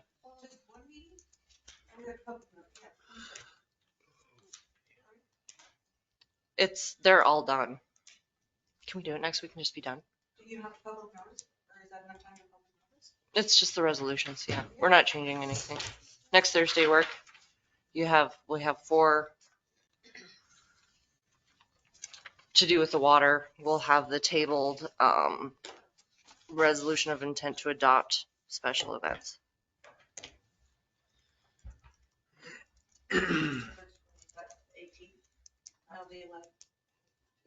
Today is the 11th. 18th. So that would be the 8th. So we're just doing one on the 18th? Yeah. The 18th. Regular time? 6. Does that work? Perfect. What are you making faces? Or do we have to do it the week after? No, I don't care. it's fine. Yeah, as long as it's the evening. So we're good with the resolutions. Do we want a work session on anything afterwards? Is that enough time for you to review the panhandling, make any suggestions on it? So we'll do panhandling on there. Do I need to reach out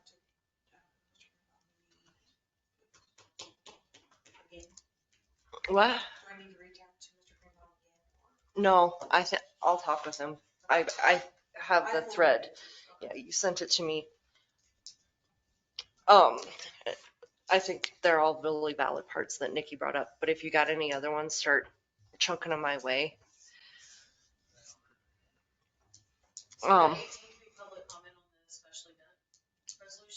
Yeah. If you want to look at some that are pretty basic, like Butte does one because they host, St. Patty's Day, huge events, and Irish Festival. So theirs is pretty basic, and most of them charge.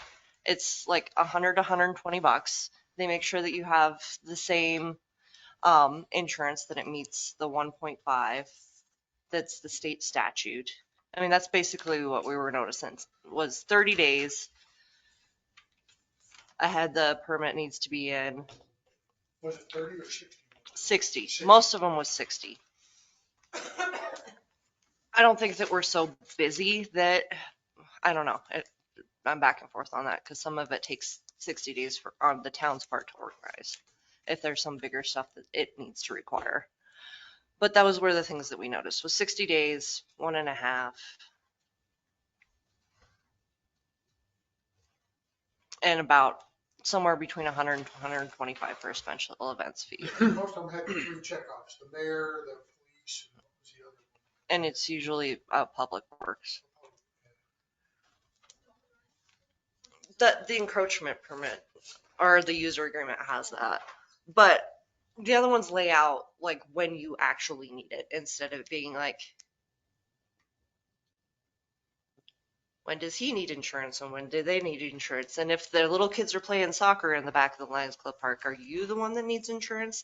This kind of sets who needs it and who doesn't.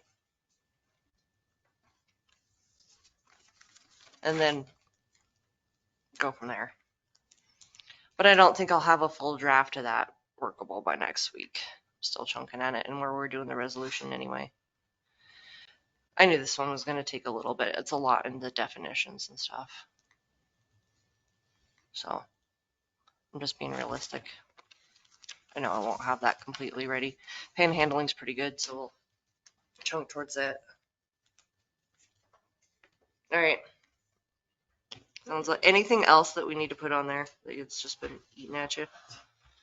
So is it just those two items, special events and panhandling? Well, we'll have the 4 water resolutions. I'll send them to you tomorrow from Joel that he's prepared for pursuing the funding for the water PER. They need those resolutions. They've prepared them for us. Can I move to adjourn? Okay. Second. Aye. I didn't. Oh, yeah. Cool. This has to go back. Oh, no, right here. I will see you guys on Monday too. Shut up. Michael, I.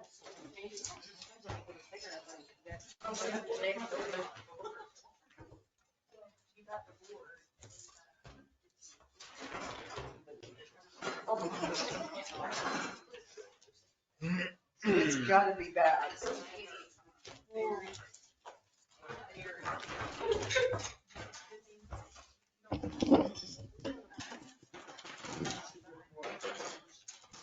Our little Anthony, I didn't mean to cut you off, but I did mean to cut you. No, no.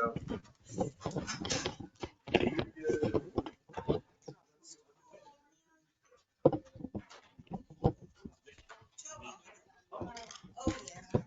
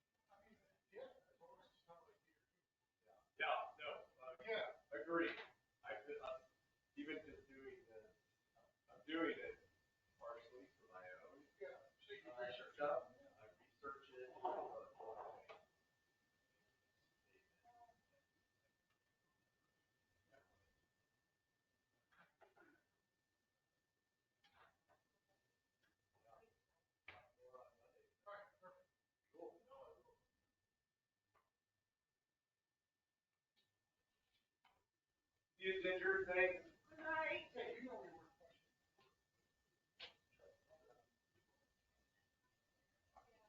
I was not questioning you. You were. I was trying to.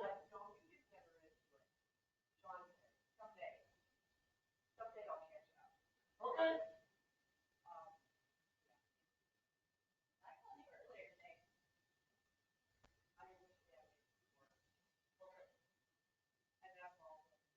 That's good enough for me. That's good enough for me.